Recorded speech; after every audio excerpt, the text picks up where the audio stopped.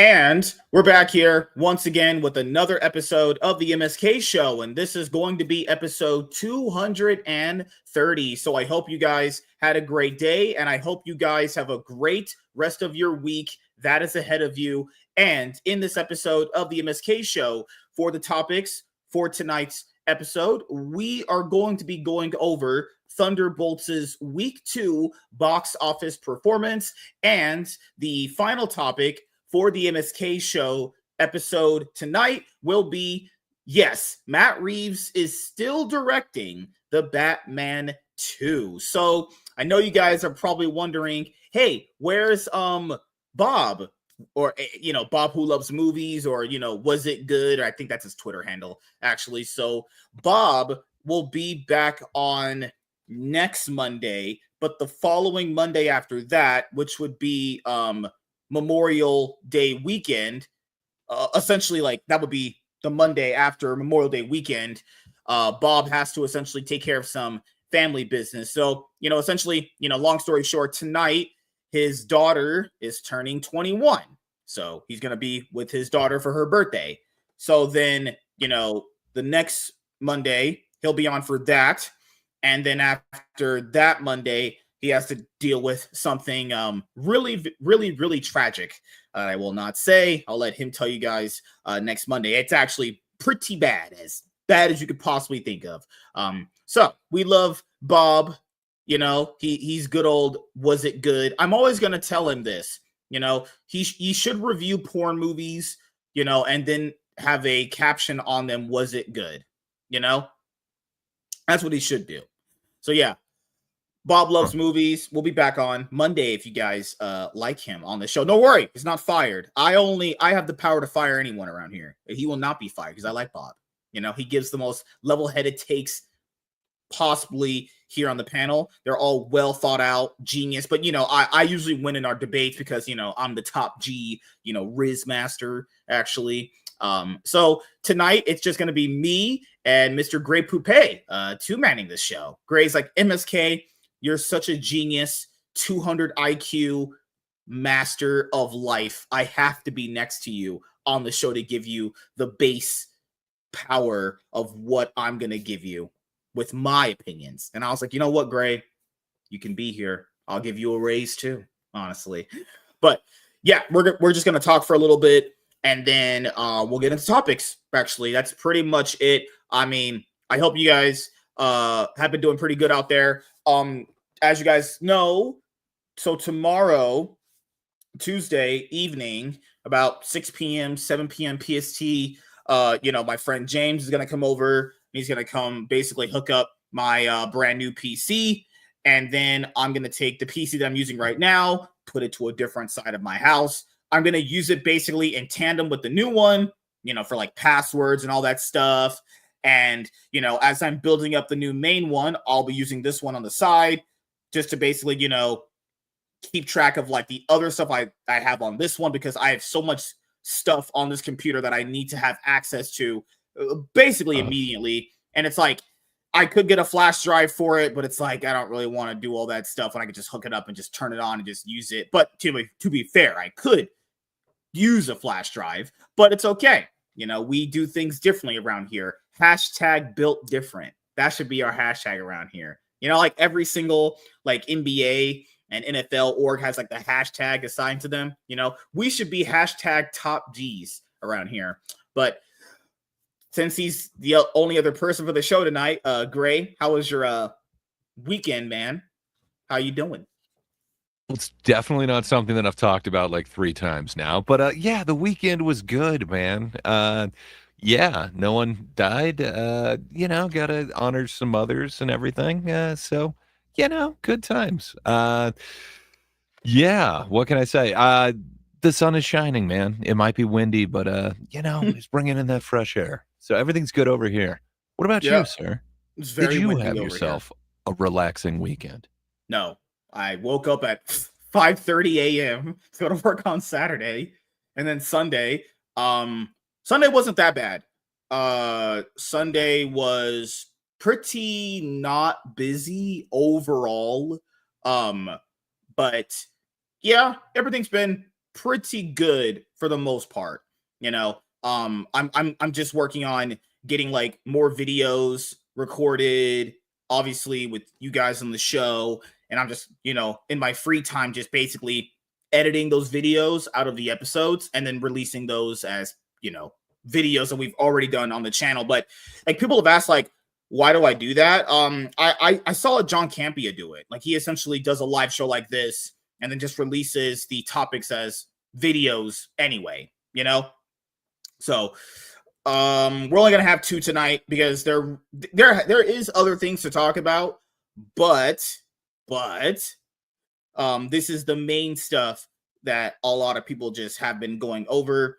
I know about the X-Men potential director, but that is probably better just saved up as a topic for Wednesday, because there's 2 topics I want to have for Wednesday, which is the X-Men topic and the AMC topic for the movie theaters that ended up, coming up this past week. It's very, very interesting to see like how this is all going to be going. But we know Chaz is going to be very happy tonight because the Knicks won. The Knicks are now leading the series against the Boston Celtics. So 1 more win.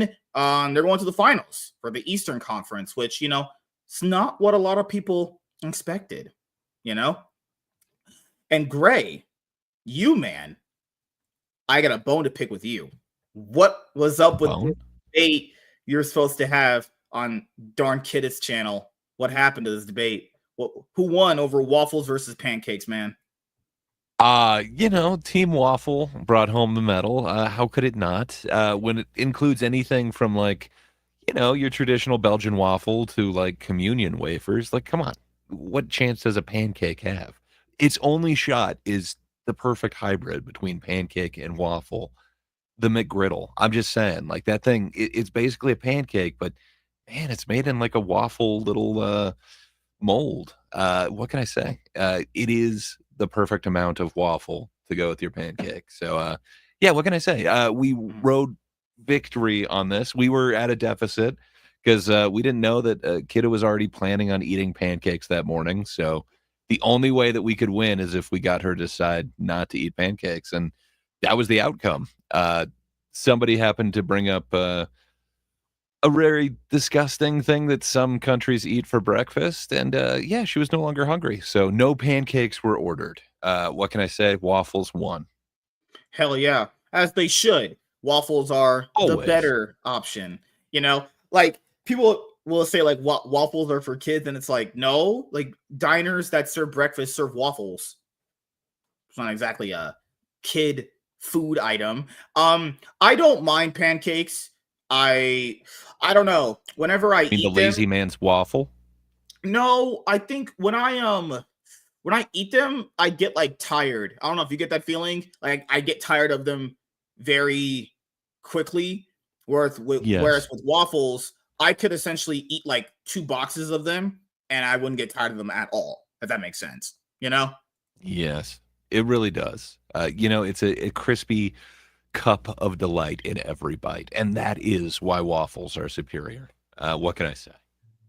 And then you guys had this interesting debate on subjectivity versus objectivity, the good old debates that everyone loves. It did not go so well. So we kind of did it twice. We did one that was like halfway through the show. We started it, and then it was just like a shit show. Just everybody interrupting everybody else, speaking over everybody else. So we decided we'll do it a second time, but this time we'll do it with kind of structure. The other guy would get a 5-minute opening. I'd get a 5-minute opening. We get to question each other for like 5 minutes. And then we open it up to like chat and the rest of the group. And right before we hit live, it's like, well, can we start that in the second hour? Let's just go kind of chaos in the first. And it was exactly like the last time, enough so that like Kidda just kind of abandoned, what can you say, moderating it or whatever. So yeah, it just became a complete shit show, and feelings were hurt.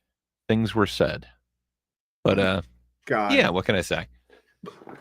Look, okay. I upset people.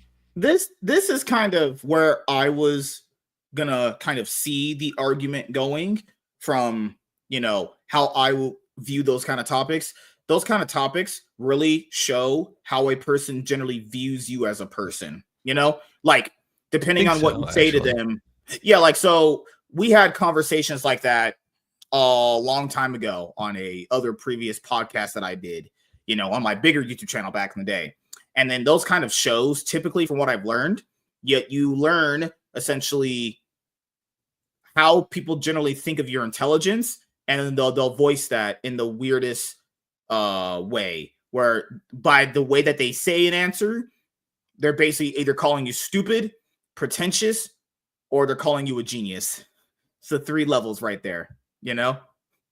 Well, I wasn't getting called a genius, and I wasn't getting called pretentious in this one. So, yeah, it's just weird. I guess I don't know if I hold like any views where if somebody told me like I disagree with you, I'd be like, well, fuck you, man. Like, I don't know. I think any view is kind of up to question. I don't know. It's just weird. Things were getting taken way personally, where it's like literally talking about the concept. I don't like that concept. It has nothing to do with me liking you or not. But MSK, I don't like you. Just so Oh, you oh, know. thank you. Yeah, you know. Yeah, Uh, yeah. But no, it got weird, man. Usually we leave that argument, which it always devolves into an argument, but usually we leave amicably. But yeah, these last few times it has not. It is it's gotten weird. Even the pancake waffle one we left all on good terms. And that was the most contentious debate I've ever been. or was it WZ said, or that's how they view themselves better than you. Yeah, yeah. It's generally one of the three ways you'll figure out if someone like really does kind of enjoy being around your actual personality, or if they're just there because they're kind of there for someone else, and and you come to find out that like they hate your very guts. They hated Yeah. ever like talking to you or looking at you, but they're only kind of there to play nice with you because they like someone else. So, you know, yeah, It and also those kind of conversations seems like just I end might up have in found a. that out. Hmm, You might be oh, sorry. correct on that one.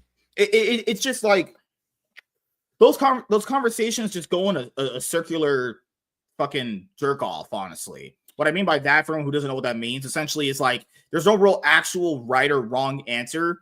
It's all just literally based up to preference. But then one of the sides thinks that, oh, because this is kind of liked more by a lot of more people, then that means it must just be better than what you like. And it's like, that doesn't really mean anything if you look at it from that point of view, because it's a subjective thing. Like, here, I'll use a movie, like I'll use The Dark Knight, right? Christopher Nolan's second Batman movie. That is considered by general consensus one of the best superhero movies. But you'll find people that just don't like that movie. They hate it, honestly. You know, does it make them right? Well, no. Does it make them wrong? Well, no. The nature of this, at the end of the day, is subjective. That's it. You know? So when you have conversations about subjectivity and objectivity, it all boils down to someone's personal preference, boiling into like, can someone truly separate what is considered good versus what is something that they consider like a guilty pleasure, and all those kind of like intertwine. You know, some people like. Do you Yeah. remember, dude, back during the COVID period, where like the guy who makes the gangster movies, Martin Scorsese? Remember he claimed that the MCU movies were a theme park ride. Remember that? Oh my god, you guys Yeah. weren't around for They weren't that. cinema. Woo! Yeah, he claimed they weren't cinema. And he said they were a theme park ride. Now he definitely has way more authority to speak on like the filmmaking aspect than obviously all of us. But the definition of cinema, the actual just definition of it, is watching movies at a theater. That is what cinemas mean, right? So if I think that the MCU movies are cinema, what would be the problem with that? What is, because cinema as a word doesn't have like when you make food, you know, you make food a proper way, because if you don't make food a proper way, you could get someone sick. That's just how it works. That's why there's regulations and health inspectors and all that stuff, right? They have to make sure you make food a very good way, or you could kill people. That's just how it works in food industry. Believe me, I would know. But with movies, it's not like that. I mean, people are treating movies as if like they're talking about food, and it's like it just doesn't work that way. It truly doesn't. Some movies will Right? make you sick. I'm just saying. Yeah. You Some watch have Jack and affected me Jill, in. you'll fucking kill yourself. Just saying. Oh, but I can't even remember what the stupid coffee drink is called. But yeah, one of the most amazingest commercials ever. Uh, but yeah, man, I hear what you're saying. But that's the whole debate that we were having. Some people think that you can kind of judge a movie on a different level. That if you're just stating facts, it's different, and everybody would see it the same way. So I don't know. I'm sadly more in the MSK camp, which I really hate saying, but what can I say? I view it all as subjective as well. Like nobody can tell you you're wrong just because you like something. But you Savage know, Jab, what's up, man? Hello. How you doing, man? Glad you are here keeping this place from just being a huge L. Good lord. I typically kind of, mold this show into what I want it to look like, and everyone realizes the level of genius that I truly have, honestly. See, now you guys are all finally starting to get it, but these shows seem moldy for sure. or I'll use another example of this. It's like when you watch like Academy Awards, and then you have like people in the film industry always bringing up these movies as if like they're the best thing ever. Like, and come to find out, most people that watch those haven't even watched all the movies that they're nominating, for best picture or best everything, right? Like, what if someone thinks that Thunderbolts should win best picture? Like, should their opinion not matter as much? Well, it doesn't matter as much to me, but Right. I think they're still entitled to have their opinion as wrong as it is. But Yeah. And I'm not you saying know, movies like that shouldn't, you know, be nominated for something. I'm pretty sure they did something very good.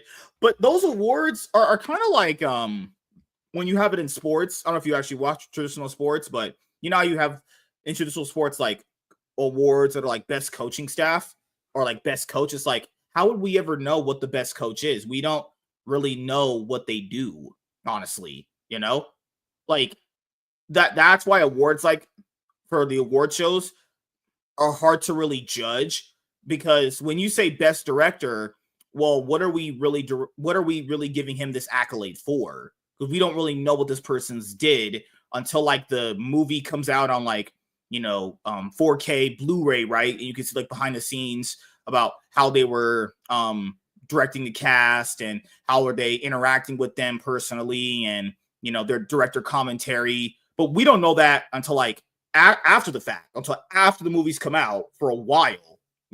That's why award shows aren't a real good measure of it either, because you'll never really find out what makes this person significantly better than the other person. It's just kind of like all done by committee. And then it got revealed that half the like they just announced this a while ago for like the Golden Globes and the Oscars and all those things. The people that vote on them have to watch all the movies. And we were like, what?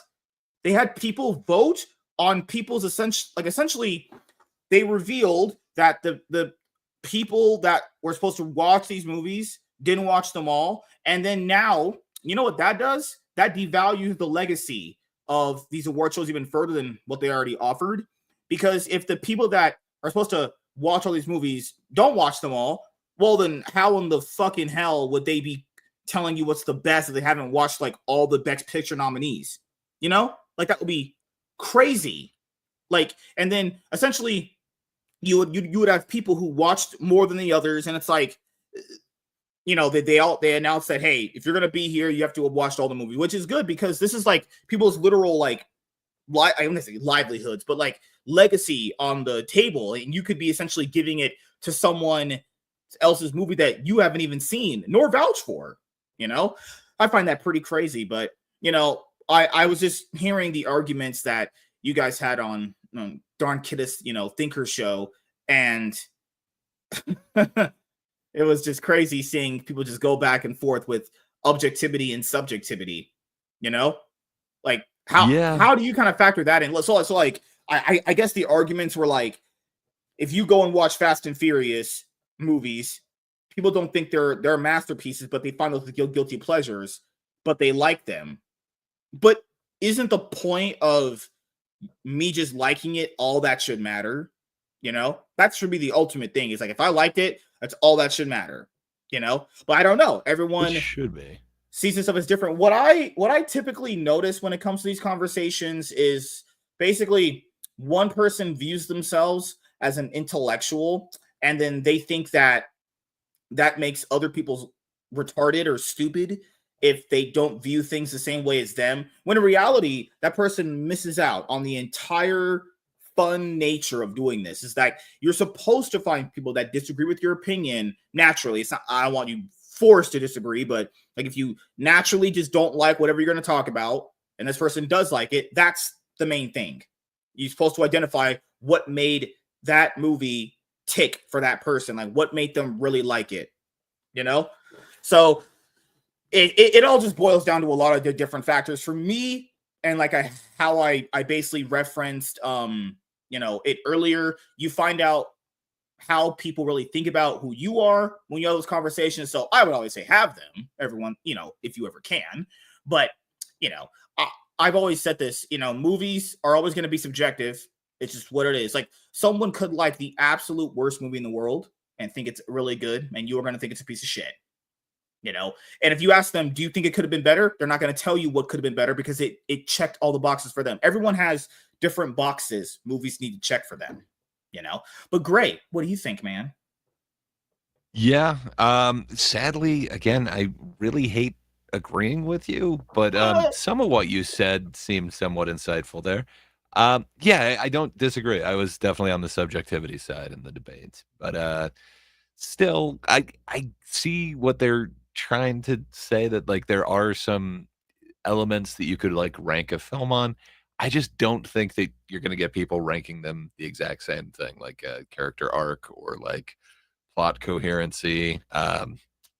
Any of those things, I think you're still making a value judgment. And then I think that's just another layer of subjectivity. So I don't know. At the end of the day, I view it as there Yeah. might be some objective facts in every piece of art, but it's a subjective experience. But yeah, I can't get over the fact that I'm agreeing with you. And Well, it's the other sadly, I thing think you too. had some wisdom here, which Well, is it's another wow. thing too that the person that's asking that never clicks in their brain. Does the person that you're saying this about value those things, or did they even care to begin with? Because that would show you the answer, which is that the average person just doesn't give a fuck about that kind of thing. Now is that right or wrong? Not necessarily. I would view that as pretty bad, because if like the average person doesn't care how their movie's written to a certain extent, then that means that Hollywood would just keep churning out movies like that. But if that's what people want to pay for, I mean, this is a free market. We live in a free market that way, where if they churn out movies like that and you genuinely enjoy them, dollar signs speak, louder than words. Now, does a movie making more money mean it was better than other X movies? No. But money is what really is all that matters at the end of the day. You mean we're not making movies off fucking, food stamps, dollar vouchers and all that gay shit. It's not happening.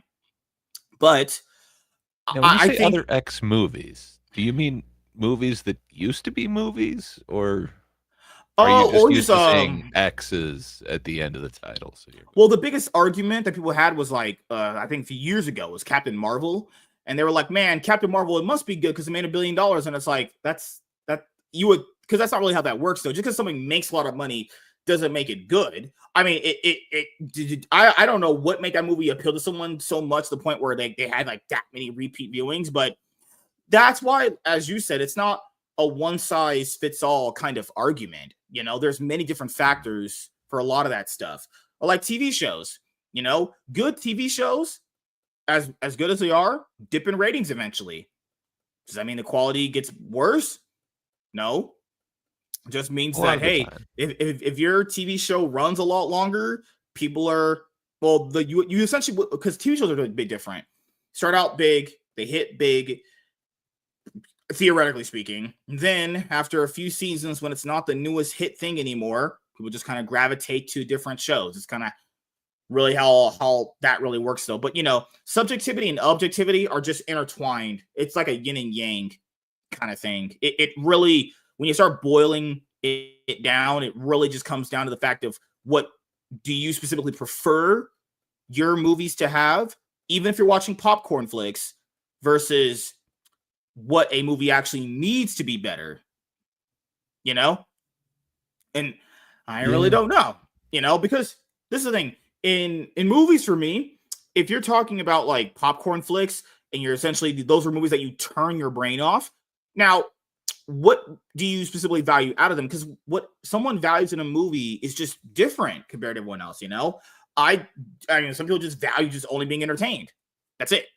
Literally, if you just entertain them, they're completely fine. But other people don't want to just be entertained. They want an actual like full course meal. It's got to have this, that. It's got to have these big giant, not messaging, but like an underlying message of what the movie actually meant for what you were trying to get through, But that's the thing with movie conversation. All of it is good. All of it matters, Well, and then the other thing is, depending on where you see those, when you see those, with what audience you see those, what mindset you have going into those, it can change your entire experience, because it is about creating an experience. Even the popcorn one, I can't tell you like how much more I've enjoyed a shitty film just because the crowd was like totally into it and just going ape shit over like every line or whatever. But I've also had it where a crowd just hated it, and it just made it drag out and seem so much worse. So I don't know. It just, again, it feels like there's another level of subjectivity to how you experience anything. So sadly, I'm in the MSK camp, which I don't often say. Yeah, it's, and keep in mind, if you're kind of, I would say, doing what we're doing, which is essentially critiquing media, I do feel like people generally forget that you having your own opinion, even though people might disagree with you, is going to win you favors rather than kind of potentially not being yourself, is kind of what I would say. Because, people have this feeling that the content that you're watching from certain people isn't exactly genuine. They kind of just wait to hear what is an approved opinion to say. I think there's, very fair argument to that, I would say. But I think a lot of people don't get is that, like, if you're doing this, you need to establish to people, if you're doing this kind of content, what do you value? What do you generally like to see in this kind of stuff? And what kind of makes you tick or makes you angry when you don't see certain things? Or, you could always kind of talk about what could have been better, what could have they've done, all that stuff. But, all that is still a subjective thing. What I think you should have did is a subjective thing to my experience versus like what is overall better, all that just intertwines. Like for comic books, it's different. For movies, it's different. For anime, it's different. For everything, that's what those conversations. That's why I feel like they're kind of stupid, because it's all really just based off of preference, if we're being honest here. But the person that thinks they're a genius doesn't see it that way. They're just twirling their mustache like a 90s villain. I think better than you because I think this movie is the greatest piece of cinema ever. And I'll tell you right now, whatever movie you think is the greatest, someone thinks it's trash.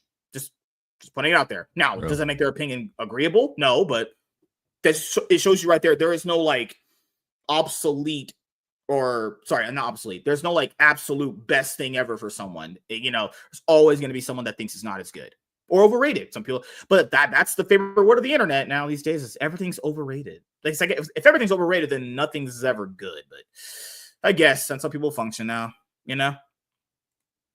Yeah. Yeah, it feels weird, man. I'm agreeing with you. I don't know. Today is just off. Weird. I understand. Agreeing with MSK feels so very wrong, Gray. Savage Dad, shouldn't you be in bed? He gets it. Oh my god. WZ, this man cooked something besides reheated Taco Bell beans. That's disgusting. That's actually gross. Your butthole is gonna get completely destroyed. But the movie is only good if it's mature. Yeah, that was another argument that people had for certain movies. So how I see movies, and I've always said this, I think certain genres of movies should be viewed differently based off of what we already know about them. So it would be like going to a horror movie and expecting well-written characters. Now, that's not to say the movie shouldn't get knocked for having well-written characters, is what I'm trying to say. But, if the movie had really horrible characters, that should always be pointed out. General things should apply across the board. If the movie itself doesn't have good characters, that should be a knock on it. If the movie's pacing is off, that should be a knock. Just the general stuff like dialogue, pacing, characters, score, what else is there? Story, whatever the movie's trying to sell you, the basic stuff should be intact. Now, if I'm watching a horror movie, I kind of know to start out the gate, horror movie characters are some of the worst characters to ever exist known to man. So it's going to get it's going to have points knocked down just cuz, But if it did what it needed to do as far as like having creative kills, was it very like intense at certain moments? Was the setting very good? Things like that would bring it up, Typically speaking, horror movies stories are absolute 100% trash, but if it had a good story, it would, it would be propped up for me, so it all just comes down to what you generally think certain genres of movies need. So that's just for horror.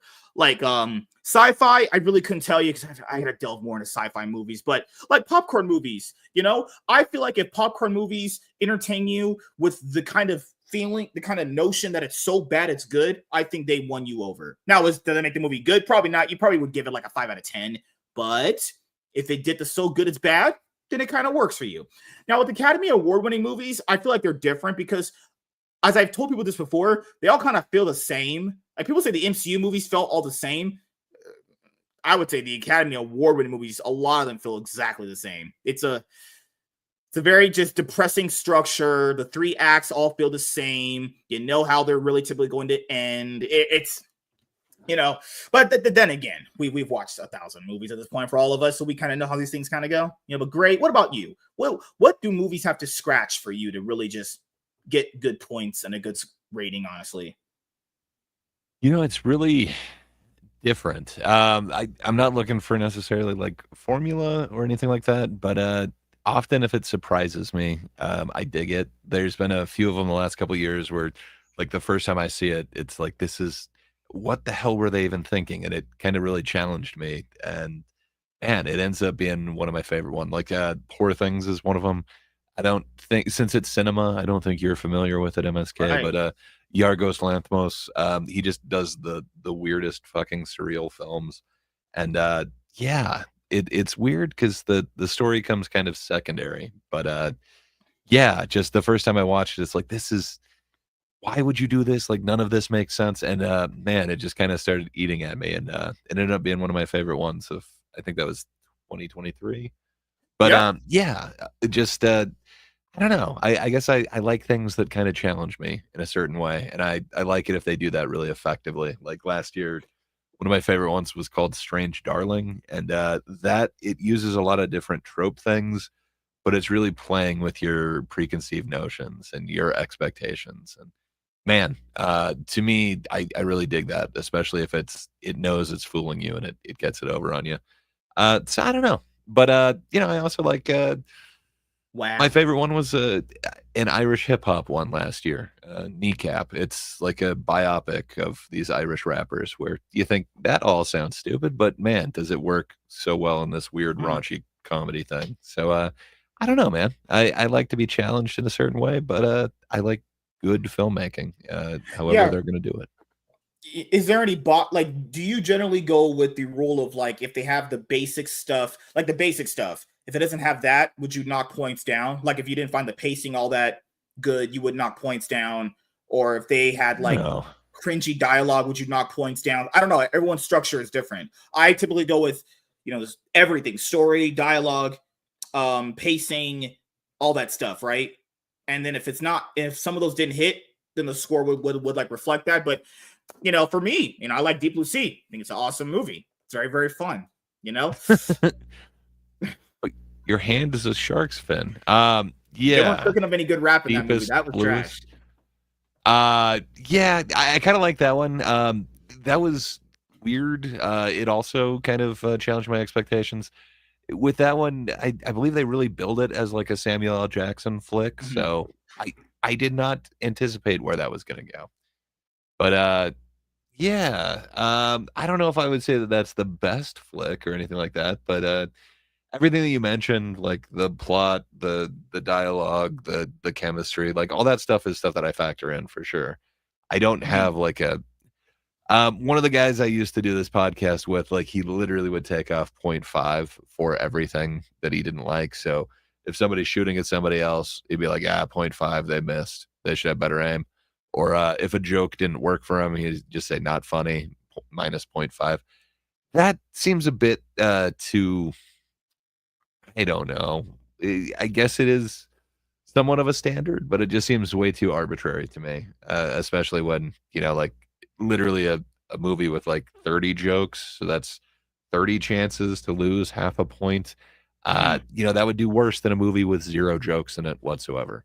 So I don't know. It doesn't seem quite right. Uh, I agree with you, Walter. It's been a weird night. I'm agreeing too I, much with I'll, MSK. Maybe Just you ugh. guys were disagreeing with me so hard you've realized that I was right all along. You've had your come to Jesus moment. That MSK has given you the life and breath you've needed to voice your concerns with how I've been carrying myself with conversations.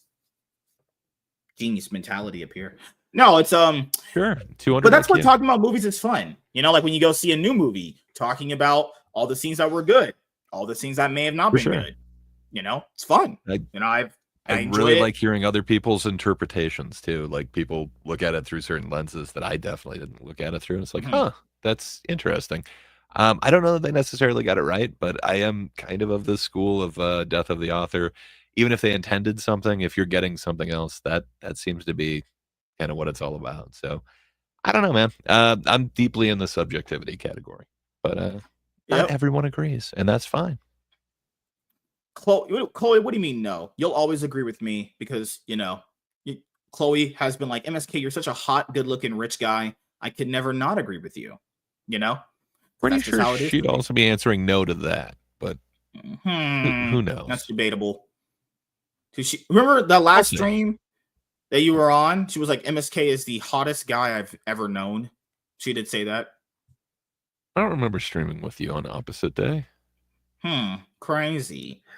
But yes, before we get into the topics we have for tonight, so I get to be two of them. People always have these conversations, and it's like, oh my god, you're such an like. I don't mind trash talk. I think people gotta understand that. I don't mind trash talk at all. But if someone gets like a little angry over trash talk, they're a fucking little pussy ass bitch anyway. You know. But for me, I think what the audience ended up doing was that they essentially wanted like big. I think this is a collective mindset, not exactly coordinated, but like they're essentially waiting for a popular content creator to drop like their opinion about a movie, and then they essentially want that creator to reflect their opinions when they watch said movie. But then I always have to wonder, then what do you want out of someone? Do you want someone to just validate how you felt during a movie? And keep in mind, you might be right. Movie might be a steaming pile of absolute ass, but I would want someone to say that to me by more of like, hey, I understand where you're coming from a feeling that I had the same because I genuinely feel this way. Not like, hey, I'm only here to just validate how you feel, which is, why a lot of the bigger, movie content creators that talk about movies on YouTube, they don't do that. They just kind of say how they felt about a movie, and then they just let the comment section fight it out. Honestly, that's kind of what it boils down to, you know. Yeah. No, you no what? Dang, dang, Chloe, how dare you? Wow, crazy. Do you agree with Chloe Gray? Uh, yeah. I'm gonna say no. You not hot. Goodness gracious, Gray, how could you? How could you agree with her? Well, the check hasn't cashed or cleared yet, so honesty is my policy at this point. Oh, goodness gracious. Yes, I want to be validated. I have low self esteem. Oh my God, Mike. You know what, Mike? You're right. No, Mike, you don't need to be validated because I need to be validated. No, not me. For me, I can basically listen to someone's opinion, and even though I might not agree with it, the key is to kind of maybe take away something that you just didn't initially think of. So if someone can point something out to me that I didn't notice before, that's all I'm really looking for. Because 9 times out of 10, we're not going to change our minds. It's just what's going to be the thing going forward. But if someone could just point to you a different way of how the conversation should go, then it would be obviously a different way you might think about it. I feel like people should work on evolving the arguments rather than just kind of tackling them from different points of view. But then again, both of things that I just said there could be just interchangeable anyway, honestly. I miss when MSK used to react to negative comments on his Yu-Gi-Oh! Market Watches videos. Oh my God. Those people gave me a fucking aneurysm. Honestly, those guys were trash. Like, they were saying things that I was like, man, you haven't watched this video, and I know you haven't. But that was back in the day when I was a top G, I'm trying to insult you, but the auto filter keeps catching it. Damn it. See, Chloe, this is why you should just say I'm really hot and good looking. That way it will just go through automatically without a hitch. Oh my God. Walter, you missed it yesterday, I think. On the Clout9 stream, he was going over replies to his tweets. He was getting roasted. It's not true. I was roasting them. I was literally completely dismantling their arguments, and they had to resort to childish insults. It's okay. It's fine. It's what Twitter is. I love trash talk. I love it. If you can trash talk, I like it. Now, I'll destroy you, because I'm always the person that goes really, really hard. But if you can come back 9 times harder, I like it. How you feeling, Gray? No? Gray left me. The funny part is that sorry, I was just laughing at you saying that you like it 9 times harder. We all knew that. The funny part is, so if the comments were constructive and respectable and MSK would go on a full tirade, I didn't though. Some of them were genuinely retarded. Like, some of them were literally just straight up stupid morons. And I was like, I am not listening to a moron. That's not what I do around here. If I start listening to morons, God forbid, my brain will actually just explode, honestly. But I mean, they were replying to you, right? So it was a fair fight? Not necessarily.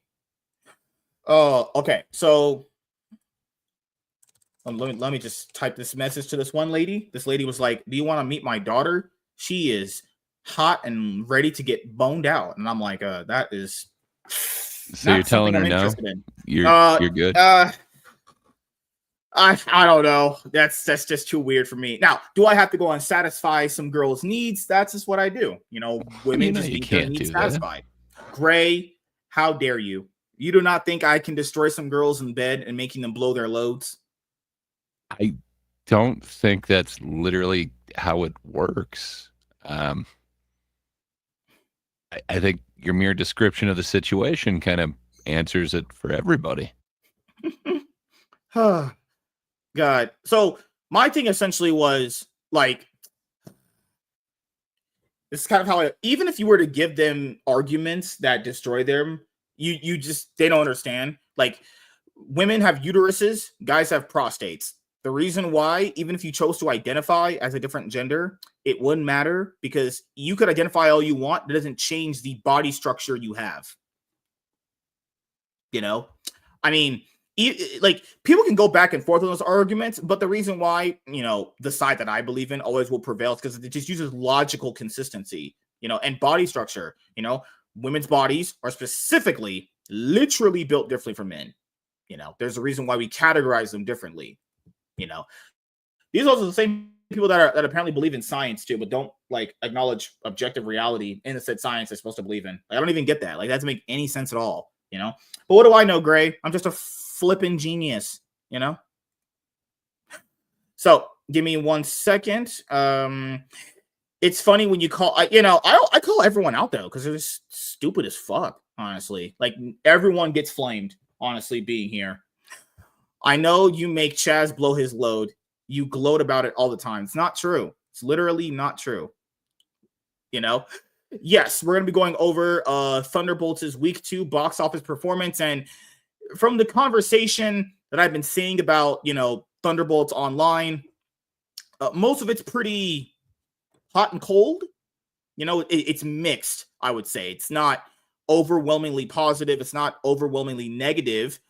As with like Captain America Brave New World, that was overwhelmingly negative from what I saw. But then again, from the corner of the internet that I absolved myself in for the most part, it was pretty much all negative for Captain America Brave The New chair World. in the corner of the internet that you're in.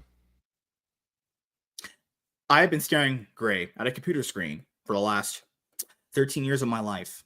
Do you think I'm a genius at this point? No. Is that what you think it takes to be a genius? You have to actually be doing something for 10,000 hours. You can't just like waste 10,000 hours. Yeah. Let me also bring up Box Office Mojo too. The way we have the updated number after what Screen Rant or any of the trades put out. So let's see what ended up happening for our good boys at Marvel. Oh my God, you having all these idiots come out and guys, all playing. So before we get into it, the Thunderbolts box office is absolutely terrible. The actual box, not the quality of the movie, because that's fucking however you want to judge that. The actual box office performance is unbelievably bad. Like, it is performing slightly better than the Marvels. That's not good. And that sucks because people kind of like this movie, which sucks too because the MCU's quality is dipped so massively into the toilet that no one cares to go see their movies anymore in mass. Well, and I've even said this too. Stop making movies about characters no one knows. This is the result you get. If you keep making movies about characters no one knows about, this is the result you will keep getting. Can we just get movies on characters that we actually give a fuck about? How about that? Please. Can we stop doing this? This is not the MCU's narrative from many years ago where they could just do movies on characters that no one knew about. It's not the reality we're living in. They need to do movies on characters people actually give a fuck about to get people in the seats. This is going to get worse when it keeps happening. Fucking hell, Gray. I'm alive. Well, I mean, barely. Lies. Chloe, stop saying the lies. No, she's talking about the chair you got in the corner. It's a style choice. Some hotels go with that as well. But it helps my back. I mean, as far as Thunderbolts goes, though, I think you would have to kind of compare it to some of those unknown teams. So, like Eternals. I guess you could go with Marvels. They're not as well known. Like people know Carol Danvers, but not really. What was her name? Even Photon? Are you saying people didn't know Tiana Paris is Photon from WandaVision? Yeah, and when she got her powers is going through that Wanda force field with a. And Miss Marvel, it's not necessarily the biggest team up ever or anything like that. So I don't know. I think you'd have to look at some of those kind of lower, smaller teams that are getting put together. But they seem to think that it is a success internally. From what I understand, the budget on this one was. To say that. They have to say that. There's no way there's no way they think, dude, that is bombing in real time. It's literally the meme of the dog with the cup with the drink in his house and his whole house is on fire. This is fine. Well, they liked the director and what he was able to do with a kind of unknown team enough that they're giving him X-Men supposedly. That's the rumor anyway. Gray, not Gray. Jesus Christ, why you look like Walter? You guys are all the same people. Walter, Spider-Man, and Deadpool are pretty known. They made quite a bit of money. Let's just say that. Well, you also had Guardians, which is technically known now. They made decent money. Profitability, I don't know about that, but it did make some money. Let's just say. I'm not trying to say that they can just bank on it, but there's certain ones that that will. I have to think that these Avenger ones, they're not going to be just straight up bombs. I think they're going to be somewhere around like the Deadpool Wolverine thing, but we'll see. I could be totally wrong. I just know when you do have these characters like Deadpool, Wolverine, like, my God, it became like the event of last year. Yep. Let's get into some of these juicy topics. Gray, are you ready for the absolute unleashing I'm going to do on this movie? Are you ready for the powerful meteor that, like, you remember in Naruto when Madara sent down that meteor? Essentially, that meteor, to picture my face coming down, to destroy Marvel. How about that? I heard something about shower on your face because of the meteor, and you're going to unleash the power.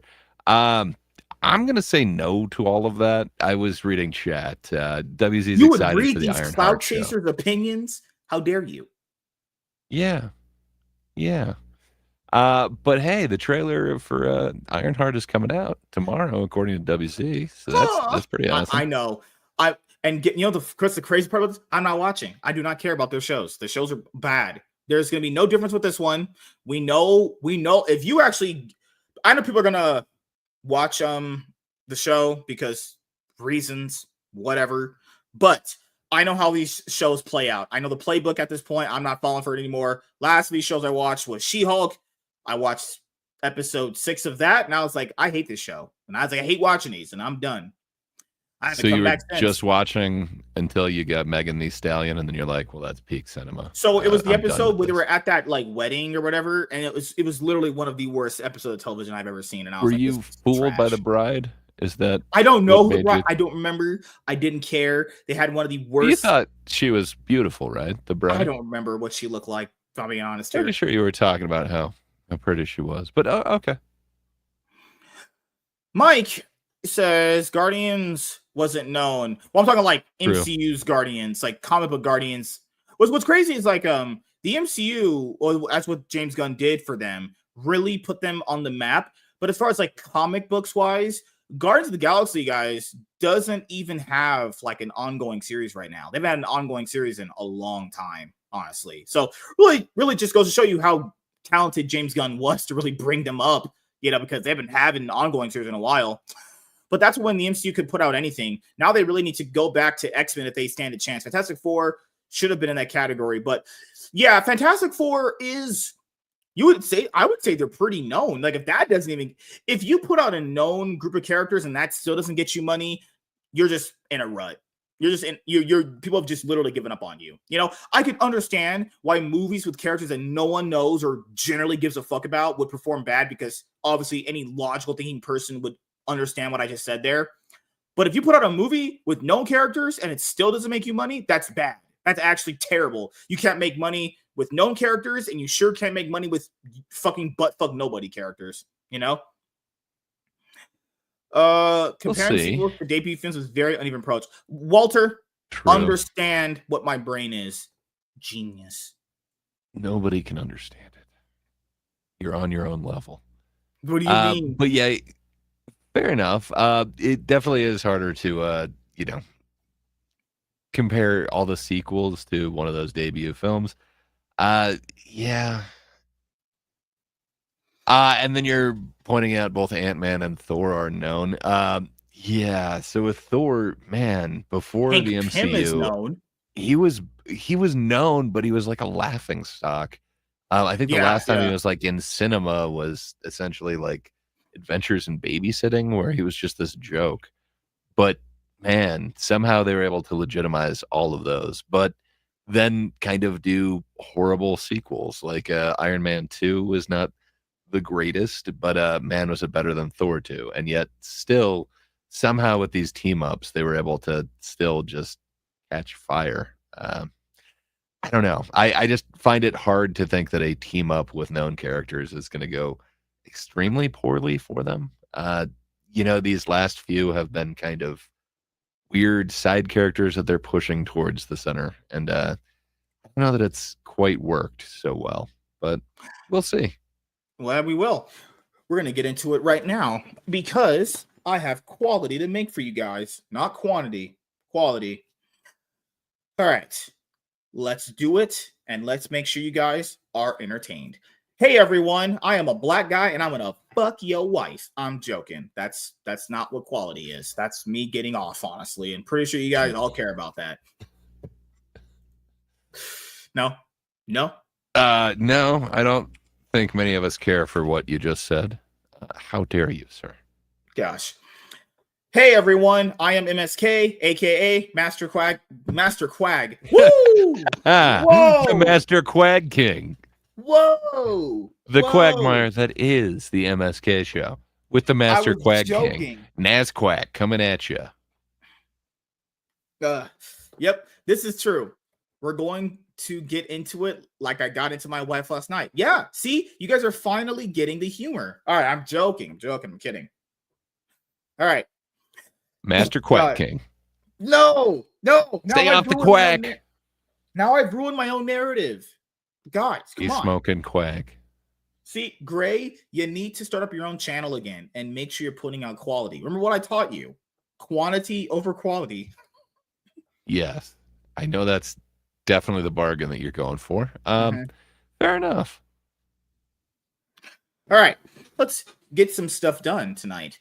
Hey everyone, I am MSK, aka Master Swag King, coming at you guys today with another video. And if you guys are returning viewers or new viewers, then please consider subscribing to the channel if you have not already. Leave a like on this video if you enjoyed it and comment down below. Also, make sure you guys hit the notification bell. That way you guys can get notified on whenever I upload a brand new video or go live. And in today's video, we are going to be talking about Thunderbolts Week 2 box office performance worldwide. So, the Marvel Cinematic Universe's newest film, Thunderbolts, which is the 36th film in the Marvel Cinematic Universe, made its worldwide box office opening debut last week, and it actually brought in $162 million worldwide. Absolutely, completely disgusting. Because with that number, that means that Thunderbolts opened to a lower debut opening weekend than Captain America Brave New World. Captain America Brave New World opened to $190 million worldwide. And the thing with Captain America Brave New World was that basically people had, came on to the fact that Marvel or Disney or whoever was releasing the information to the trades to tell us is that the budget of Captain America Brave New World was essentially wonky. Wait a minute. There's a fire truck coming.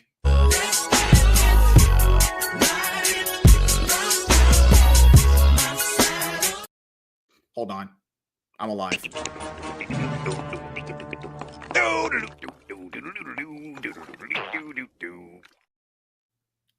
My brain fried. The man from Nazquack. There to begin with. All right. Yeah, I mean, okay, so it only got like 160 opening weekend, but I think it was only estimated at 170. And I think that was supposed to be. This is not. I think that was supposed to be worldwide, though, right? So it's only 10 million under the estimate that it was supposed to get for opening. We got this. Do we have this? Do we really intellectually know each other based off two dudes? We're starting again. No. No, I want you to talk to the chat for so we're now at 230.6. No, 6 times the charm. We got this. All right. We got this. Let's go. Let's do it. Hey everyone, I am MSK, aka Master Swag King, coming at you guys today with another video. And if you guys are returning viewers or new viewers, then please consider subscribing to the channel if you have not already. Leave a like on this video if you enjoyed it and comment down below. Also, make sure you guys hit the notification bell. That way you guys can get notified on whenever I upload a brand new video or go live. And in today's video, we are going to be talking about Thunderbolts Week 2 box office performance worldwide. So Thunderbolts made its worldwide debut at the box office last week, and it actually opened to $162 million worldwide. So the Thunderbolts is the 36th film in the Marvel Cinematic Universe, and it ends Phase 5. This movie, guys, took in $162 million opening weekend. That is a $30 million decrease from where Captain America Brave New World actually opened to. So Captain America Brave New World opened to $190 million. And based off the reports of Captain America Brave New World, people just didn't believe the box office for what the movie actually needed to achieve to be profitable for the studio, because the studio said the movie's budget was on 180, and barring marketing, it would be like 280 anyway. Some people thought the movie's budget was $300 million based off a previous report. And then with marketing, that would be like $400 million. And obviously it taking in $400 million at the end of its box office run would mean it's a complete flop. But the movie was going to be a flop regardless because it had a $280 million price tag. If you think the marketing budget was like $100 million, and then if it only took in $400 million, it not just didn't break even, it just lost the studio millions and millions and millions of dollars, honestly. So with Thunderbolts, for the projections, this movie was supposed to take in 180, so about $10 million less than Brave New World's opening, and it actually came in at 162, and that was already a flop. That like, people have to forget when we're talking about these things, movies like this need a huge mass opening so that the repeat viewings are all just basically going to happen on word of mouth, you know? So the reason why you need all the amount of people that are going to watch it is because you generally get most of your traffic up front between Thursday through Sunday. That's typically how it goes, you know? Then all of that is just people that are going to see it, you know, on the repeat viewings, like I just said. And this movie, guys, opened to $162 million. That's bad. That's really bad, you know? So, and domestically, the movie opened to like, what, $74 million? Awful. Something like terrible. That. So maybe I saw revised estimates of the opening, but I saw it as 170. So that's only like, and that was worldwide. So that's only 8 million under what they had estimated. Why are you calling it such a big flop when this is essentially unknown characters? They were side characters in movies that didn't do well and TV shows, and now they're all putting them together. It's hard to call Bucky a side character at this point. Okay, so Bucky is your one real character who's been there, but almost everybody else, like Red Guardian. Talking about Ghost from the great MCU movie Ant-Man and the Trash. That's what I'm saying. Like, they're these kind of side characters from other ones. And I know I'm forgetting about Taskmaster and Red Guardian and, you know, the new Black Widow. And, of course, we got to be talking about John Walker, U.S. agent. But he was right. What I'm saying is, you know, the actual team, Thunderbolts, is not one of the biggest names there or anything like that. A lot of people are not too familiar with them. And then using these characters as this iteration of it, you know, to me, it seems like it's quite a. You're not going to bank off of the, you know, like Avengers name, although it looks like they tried to a bit. But you know, this isn't exactly like a well-known team up, and it's a bunch of kind of unknown characters. So why would you think that it would do the same as you know, Captain America 4? Where well, that's my thing.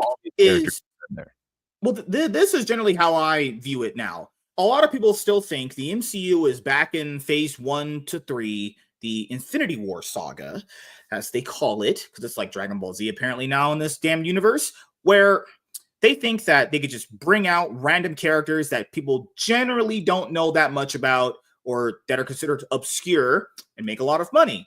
I want you guys to really understand what I'm going to bring up to you as far as numbers with this movie. Marvel, is the MCU, specifically the movie division now, needs to stop doing that. Because you're getting to a point where they actually haven't updated their narrative, right? It's like people that are having constant conversations, but the narratives aren't updating.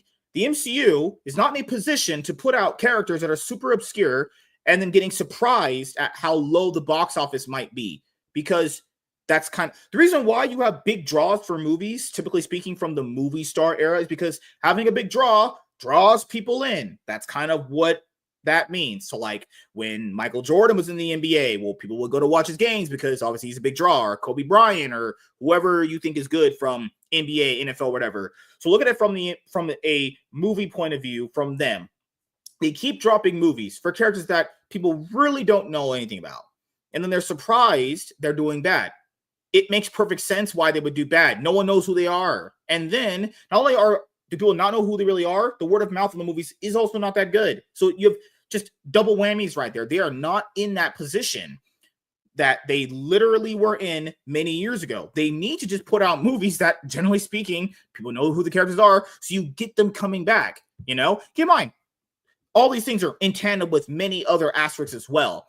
But Marvel didn't believe in this movie either because they called it the New Avengers after opening weekend. They had no faith this would be a thing. So if they want to still give you characters that are underrated, why did they have any faith with this? They had no faith. They called it the New Avengers literally after opening weekend.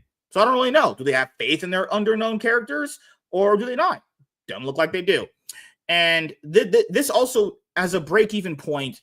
Okay, so the budget is 180, marketing is $100 million, so that's 280.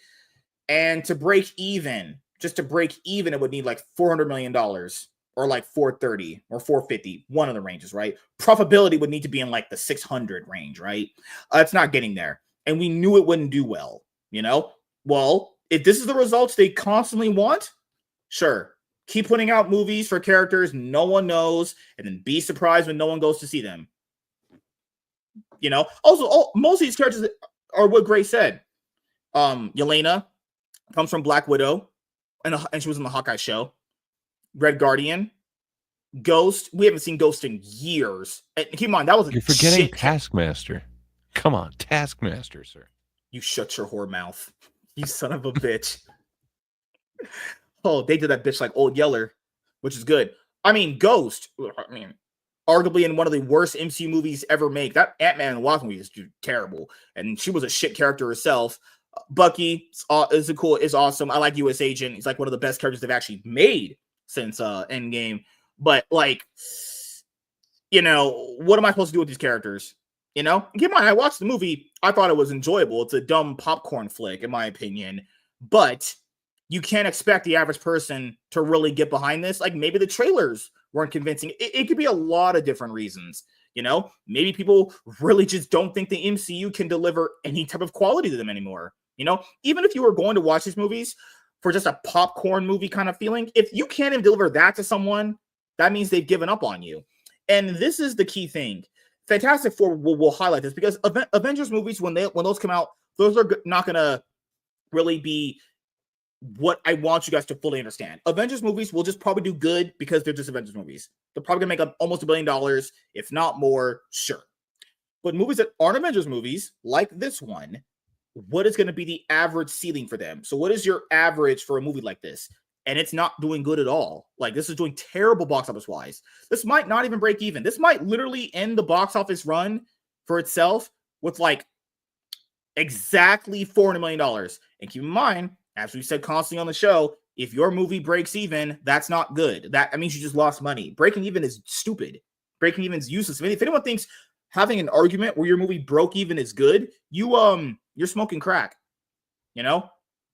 Like, I truly, fully don't get why they still do this, but whatever. It's okay. Wait. What do you think that title says, MSK? In your opinion? It says MSK has the best Riz and fucking hottest wife around. Shut up, bitch! All right. So,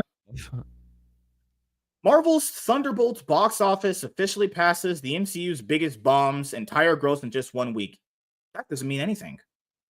This doesn't mean shit. Does that sound like it's a giant bomb and it's a giant flop? Or are they kind of saying, hey, this isn't number 36? Gray, that just means that this is one of the... Oh, God, you're killing me, Gray. I hate you. It's a silver lining to their gray cloud, okay? Like, it's not number 36. Gray being... it's okay. Gray, how are those Disney paychecks coming? Are they huge from the house of... You know, sadly, they've been slowing down as of recent. I hope it's not related, but we'll figure that out. No, like, so what is... This is like those useless stats that they give out to random things that you don't care about. This is like one of those... Hey, man, I'd be proud that my film isn't number 36 in the Marvel's cinematic universe. Like, this is literally when people do like... freaking those Family Guy 100 Facts, right, everyone? And then they're like, did you know that Brian Griffin is voiced by Seth MacFarlane? It's like, yeah, no shit. You're such a genius. This is like one of those like stats or accolades. It's like, yeah, Thunderbolts wasn't the absolute biggest bomb. It's one of the lowest grossing ones in the entire franchise. Does that really soften the blow? because the Marvels ended its run at what, 133, right? 133, something like that, right? Actually, just grossly say disgusting. so. Yeah, literally disgusting. Want to say it did, but again, this is 2 weekends into this. I think it's so. While I'm not saying it's going to be number one at the box office by any means, its box office run isn't over yet. I still think there's going to be a few people going out and seeing this. I think it could clear up to 34. I'm just saying. No, and this is what I'll say this.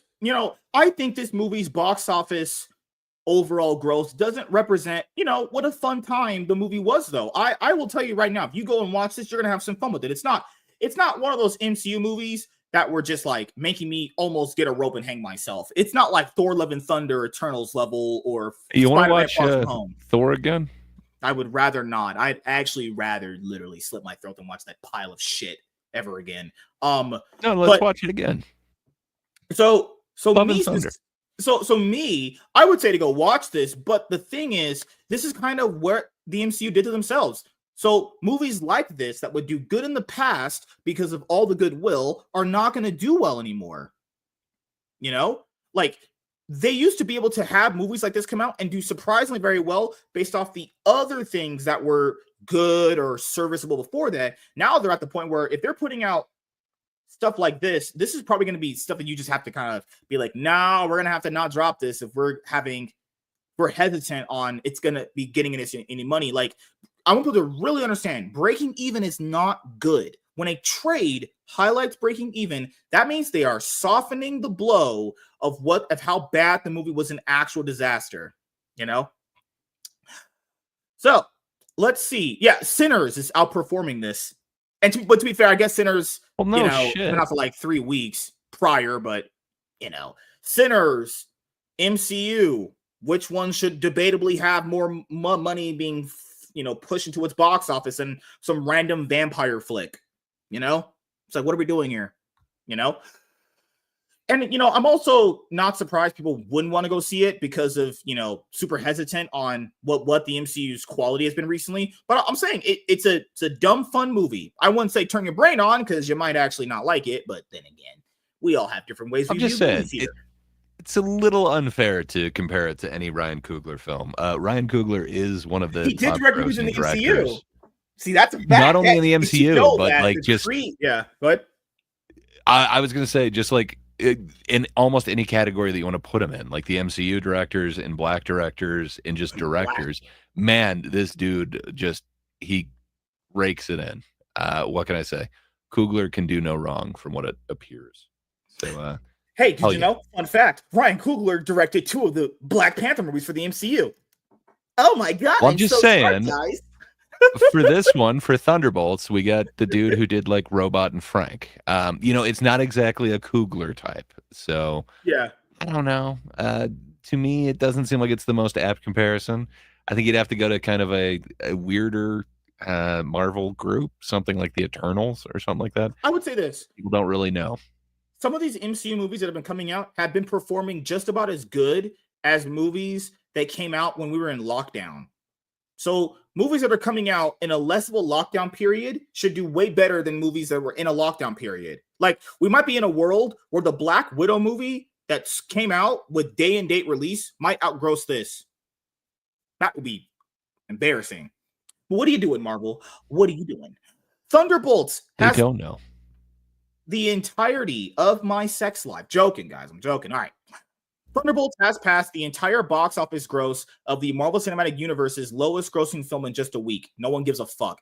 Thunderbolts' ending shows that the MCU clearly has big plans for its new superhero team. With the characters set to play a major role in Avengers Doomsday, Thunderbolts is the perfect answer to complaints in that the multiverse saga has largely been unfocused, with many new characters introduced but only a few of them interacting, with Thunderbolts post-credit scene changing the MCU in a couple of major ways. The positive word of mouth is carrying the film to new heights at the box office. There's no new heights. This is flopping. What new heights does this movie achieve? This achieves nothing. Dude, it's number 35. It's not number 36 anymore. When it opened, it was at number 36. That's a new height, sir. This movie also highlights how desperate they were. They called this team the New Avengers. This is desperate. What is wrong with you people at Marvel? Jesus, holy mother of God. It's I okay, mean, you guys. might call it desperate, but it's marketing, man. It is an attempt to get people to look at it in a different way. It had that True. asterisk. Why did it have the asterisk? And then on Oh, the we red found carpet, they out. had the actual Mhm. actors pull the whatever temporary name off of there to reveal the new one. To me, that doesn't say desperate. That's they're trying something different. But it clearly wasn't the hit that they were looking for. It was That crazy. second weekend didn't have that Sinners 4.2% Yeah. drop. I So can't like remember what exactly Sinners was, but it was like record breaking seven, second 8%. weekend drop That's off. yeah, that has to No, be it was like 4 point something. really? Oh, okay. That's It was disgusting. crazy. Yeah. What a So clearly random this movie to didn't do have that. that, but Mhm. that's what they were hoping for is the second weekend while were still number 1. It was nothing like they were hoping for. Yeah, and the other thing to mention with their marketing is like if you thought the new Avengers was a cool way to get people to go back and watch the movie, God forbid, Marvel, Jesus Christ, none of you think. Why not just I call it don't know that that it up front? I don't Just know that call it it the new would be Avengers. so I think you've got a certain amount of opening weekend that you're going to get no matter what. I don't Right. know that it's going to be repeat viewings for calling it that, but maybe it would get the other people who didn't go and see it that first weekend. You get a little bit of word of mouth, and then you hear, "Oh, it's this name, so I must actually know this for the next Avengers movie." Uh, I can see why they banked on it. It did not seem to work out for them. Yes. And you know, we'll see where it ends up at when because I watched this movie at the theater. I took my wife out. We had sex before the movie, and we had sex after watching the movie. You know, And and then you bought more than just the 2 tickets, right? You no, also brought no, along your friend? Oh, no, oh, I thought her special friend joined. Oh, okay. not an Amaranth situation where she was giving when she was yanking a black guy's chain, in a car. You didn't bring your chain? All right. According to the numbers, Thunderbolts box office currently stands at $272.1 million, with the MCU movie passing the franchise's biggest box office bomb, the Marvels, which scored $199.7 million worldwide. That is just horrible. If you It's really factor especially how bad low. that is. It's one of the greatest double dutch scenes ever committed to celluloid. I don't You didn't know tell me about the one how. scene in the Marvels where fucking Brie Larson's character was getting where she had to go dance with that one guy and her tits were like hanging there. Why did you not tell me about that? Why were you keeping So I that don't from me? remember that scene, but I do remember the double dutch scene where they were playing intergalactic and doing, some jump rope. For that alone, they deserved at least 200 million. Wow, that just wow. Oh God. In only a week, the Captain Marvel sequel followed the original movie led by Brie Larson, which grossed over $1 billion, making its box office failure quite a disappointment. Keep in mind, Captain Marvel made $1 billion because of luck. And if you factor this in, if you remember the conversations from back then, Captain Marvel, that movie has one of the worst word of mouth for the MCU, whether it's in casual conversations or when we're doing this. How badly we shit on that movie, imagine how other people have shit on that movie. It was almost guaranteed the sequel would bomb, given how much people You're did not like that other one. That's almost you're just not a even flat shitting out on it guarantee. correctly though. Just So you're right, there is a certain amount of luck, but they also kind of did us dirty as fans. They heavily I remember implied that you would be it was lost must at viewing before. Endgame. Yeah, I Yeah, remember. if Yeah, you didn't see this one, which was released in between the two, the big Avengers movies. So it just kind of sucks. They were in the right place at the right time, and then people really felt somewhat swindled by that. I know I did. It's like, what do you mean? I had to see this. I It did not add anything to you know, Endgame, but crazy. Not only fair did enough. it, not only was it not required viewing, it straight up was one of the worst MCU movies they ever put out. It's like, well, fuck me. Not only is it, not was a movie completely trash. We were told it required viewing, and it's like, what? I'll be honest here. I didn't watch that in the theaters. I actually watched Captain Marvel at home when we were in the lockdown period. I watched the trailers and I was like, this doesn't look that good. I was like, I'm not going to see this. So I just wait to watch Endgame, honestly. While Thunderbolts includes several MCU franchise stars in its cast, it is the first film in the team's franchise, and that setup seems to be working for it. Yeah, I guess, but I need money. Hey, man, it's not number 36. I'm just saying. I truly hate you. Thunderbolts had a reported budget of $180 million based on how the rule for movies to be profitable is that they need to do 2.5 times their budget than the MCU's latest 2025 film has to end its global run in the $360 to $400 million range for it to be profitable. It's not true. Straight up not true, because they're not factoring in the marketing that goes into this thing. So I don't know if it's going to make 450, but I think it could make 360 easily. If it made 360, great. This is a complete, utter failure. Okay, I'm not saying it's not going to be, but I think we can get up to 34. And I think it could make that 360 technically profitable range. We'll see, though. Oh, God. You see how they lie to you guys about profitability? First of all, that's not even factoring in marketing. And the theaters take a cut. Why do you guys lie? Oh, God, fuck me in the ass, man. Holy mother of shit lord. Yes, I need the movie that costs $280 needs $450 to be profitable. Fuck me. Supposedly it's 180, but I think they're factoring in some of that with their 360 to 450. Again, I don't think it'll hit the higher end of that, but I think it could hit 360. So it's at 270 in 2 weekends. Do you remember? I think we still got a little bit more time. Oh, that's you. Do you remember what was the break-even range for Brave New World? Wasn't it like 400 something? So they claimed the exact same thing, a budget of 180. So I think it would have still been around 360 to 450 is what they're projecting. But there's no way that's correct. Like it can't be with the 3 different series of reshoots. There's no way it was 180. But they did the same math on this. I think it was that same range. Yeah. Because what's crazy is both of the rumored budget for Brave New World and this movie's budget were reportedly the same. With its first 2 weekends at the box office out of the way, Thunderbolts seems to be on a path that could put it at a $405 to $445 million worldwide finish, according to box office analyst Luis Fernando. Guys, if it finished at this point, that's a flop. I'm sorry. Or not technically a flop. It would be like a break-even point of view. And breaking even is highlighted horrible. Based on its performance so far at the box office, based off me having sex with my wife. Joking. It's all jokes, guys. It's all entertainment.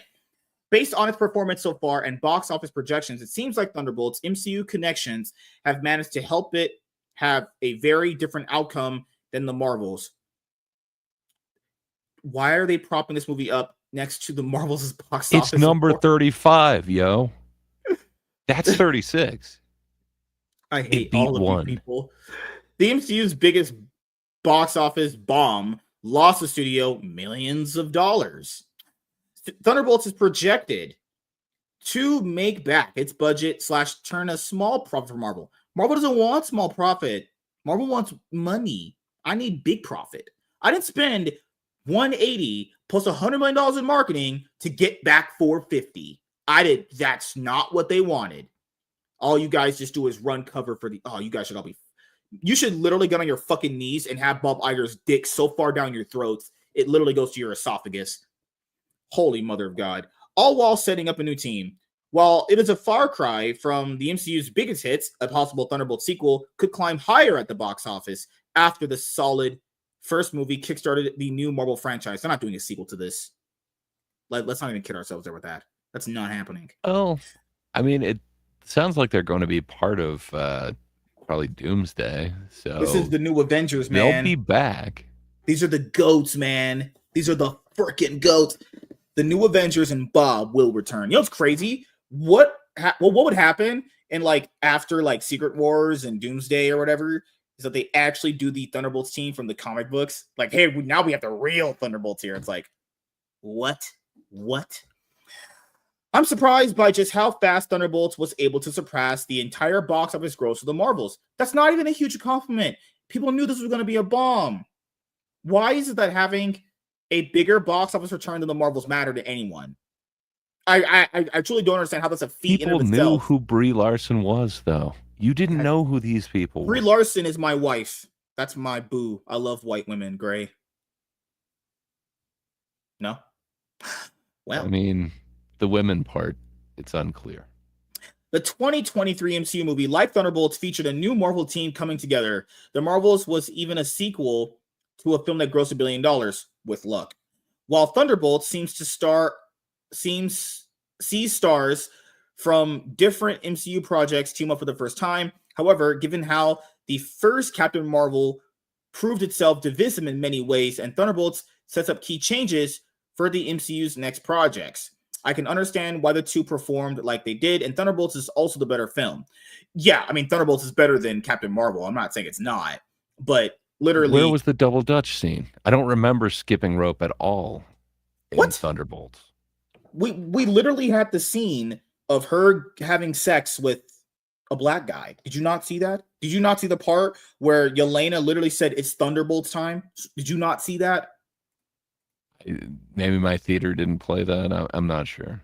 All right, Did you so watch a special copy? here is the updated box office performance for Thunderbolt at the time of us recording this video. $127 million domestic, $143 million internationally. You got your 271 right there. Actual failure. That is actually terrible.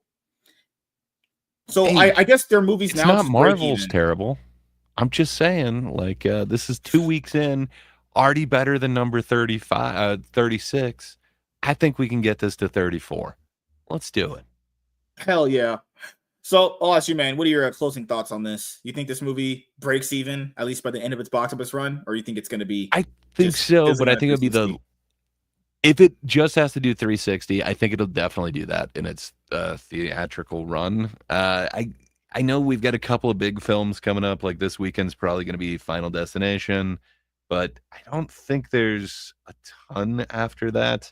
I think it could still pull up the latter half of this, the top 10 list for a few weeks, and I think it can make it to that 360 worldwide. And if that's the case, I guess they're technically profitable, and who knows, that might put us into number 34 for this one. What about you? You got no hope for it whatsoever? Not even close. This is going to probably hit like at least 430 when it's all said and done. Profitability, yeah, that's not happening. Breaking even, oh, you could maybe do that, you know. And keep in mind, I mean, even if you enjoyed this movie, getting a sequel just, you know, I don't think it's going to happen for this movie, honestly. But I will say this, this is not a bad movie to go watch in theaters. It's not, but you know, the apathy has really set in for the MCU, and people just really aren't, eating what they're cooking up right now. Because when I cook, I give you guys quality meals. What the MCU cooks up is burnt, disgusting chicken that's been on a rotisserie for 10 days, completely fried. So, yeah, I mean, we'll see where it goes, honestly. Maybe this is an MCU movie that people will look back on and go, damn, that was really, really good on the rewatch when, it's out of its box office run currently. It might be one of those MCU movies that you go, man, this might be better than what I remembered kind of movies. Who knows? It might be in that. But yeah, thank you guys for checking out this video. If you guys are returning viewers or new viewers, then please consider subscribing to the channel if you have not already. Leave a like on this video if you enjoyed it. Comment down below. Also, make sure you guys hit the notification bell. That way you guys can get notified on whenever I upload a brand new video or go live. I'm MSK, aka Master Swag King, and we're going to sign out, guys. See you guys later. Peace. All right. Yes, having sex with your wife is a joke. Chloe, we've been over this. Well, she's always laughing. I'm a genius. Dingus said a few things in the chat. Give me 1 second. Thunderbolts was pretty good, but don't understand why people don't have. Well, he said Thunderbolts is pretty good, but I understand why people don't want to have to see it. Okay, that's what you're saying. Yeah, no, for Marketing, sure. They've lost all their goodwill. Like, just when you hear a Marvel movie is out, it's like, oh, cool. Do I care? The answer is most people don't now. Lots of people I know have checked out watching Marvel and wait for movies digital or Disney Plus. Yeah, that's the thing now. Streaming has finally did what it was going to have the intended idea of doing, which is, people getting the ultimate, like, weight right there. It's the ultimate test of like, hey, do I go and justify spending this amount of money at the theaters right now to watch this movie, or do I just wait for it to be on a streaming service? People are now just in that phase of just waiting for streaming if they don't feel like the movie is a value for them to go have the experience at the theater. Like, I remember at least from like 2021 and 2022, like movies would have like the exclusivity. Remember that, where you would be in the theaters for like a month and at least a month and a half before, they would go on streaming services. But now at this point, it's literally your movie's going to streaming in like 2 weeks, and it's like, well, geez, you just already shot your movie in the foot. Well, so that's the thing. The weirdest thing, for some reason, Snow White gained 1,000 theaters this last weekend. Oh God, I saw that. Yeah, I think it's a Disney ploy to, not be competing with as many other films. Like, as long as, you've got this one in there that you're looking to make money on, might as well put something in there that will drive people to Thunderbolts. But still, I don't know. Interesting. Damn. Oh, people were talking about when Captain America, Sam Wilson, was hit with Red Hulk's punch. The whole vibranium wings were like on full charge. Like, good Lord. Yep. Like Captain America, Brave New World. I think everyone's kind of memory hold that movie. Like, do you remember anything from that movie outside of watching it? Like anything that stuck out? I'm pretty sure no. I mean, there were pretty flowers.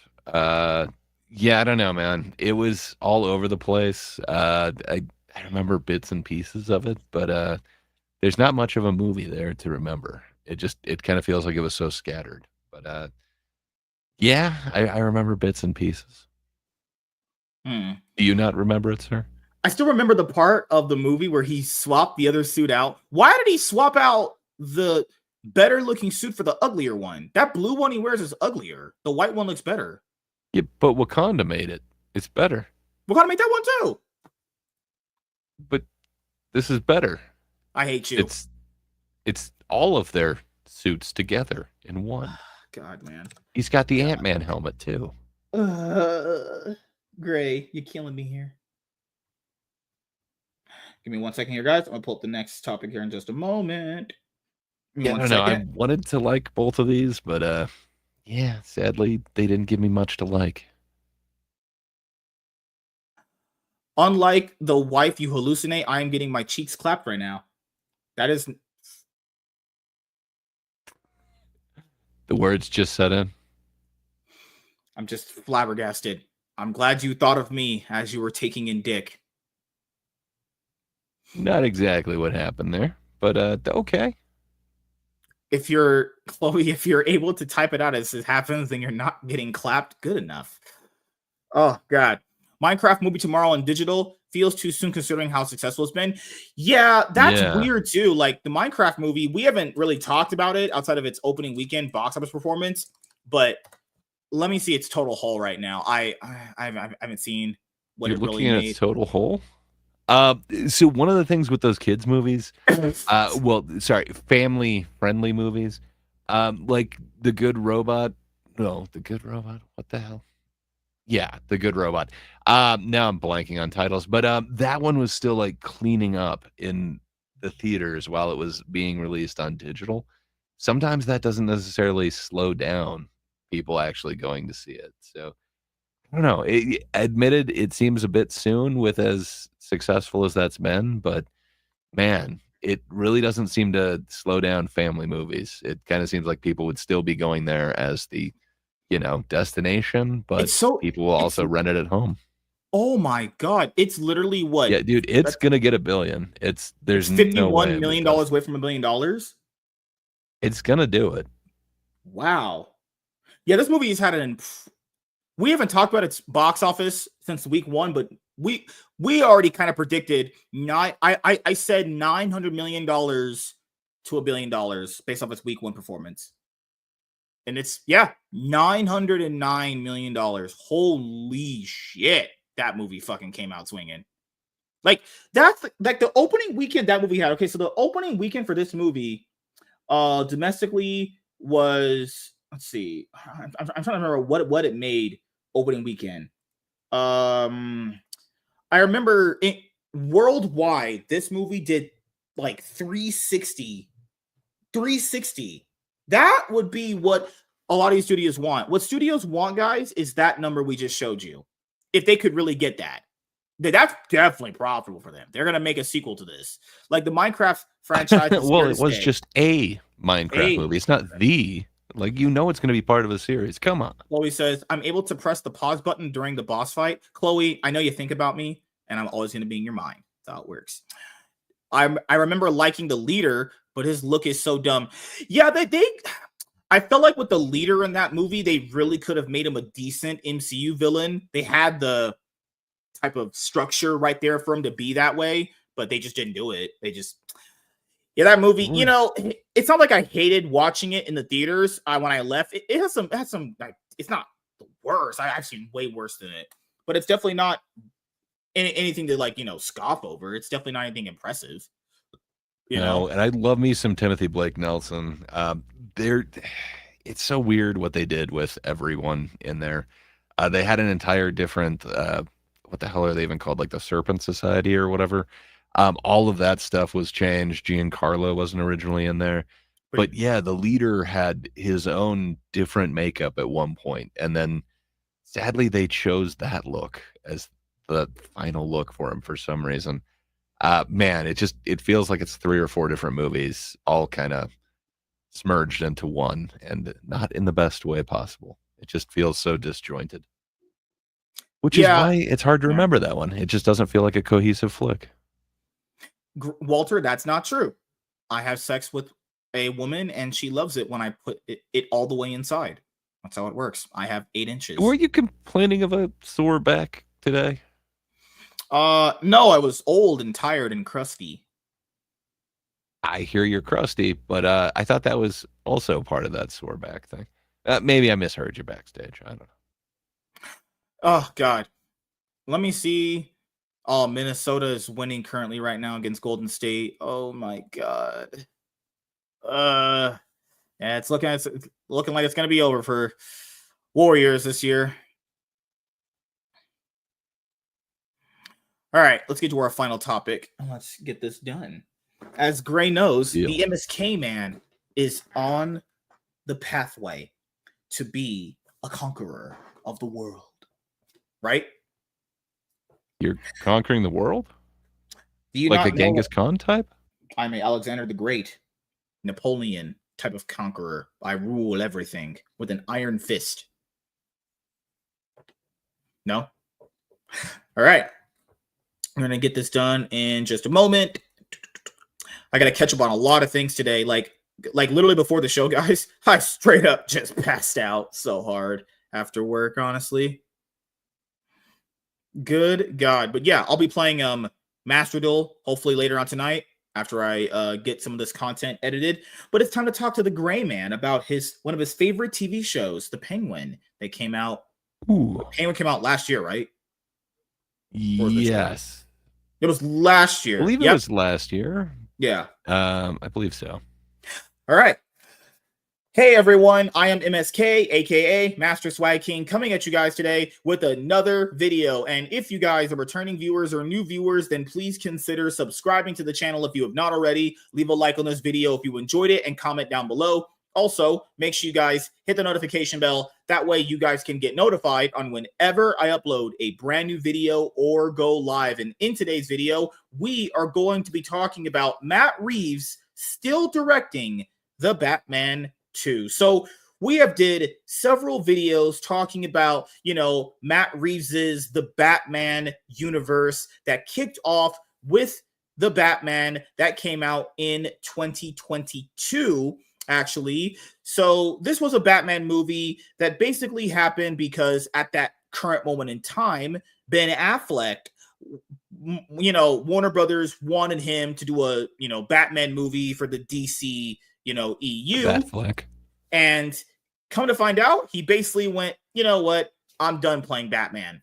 But then, right when all of that was happening, we had heard, rumors that Warner Brothers had tapped Matt Reeves to basically do a Batman movie. So they wanted to have basically a Batman in the DCEU and a Batman off in like a Black Label type of universe, So we get to a point where we get the Batman, and it's one of the more interesting Batman movies.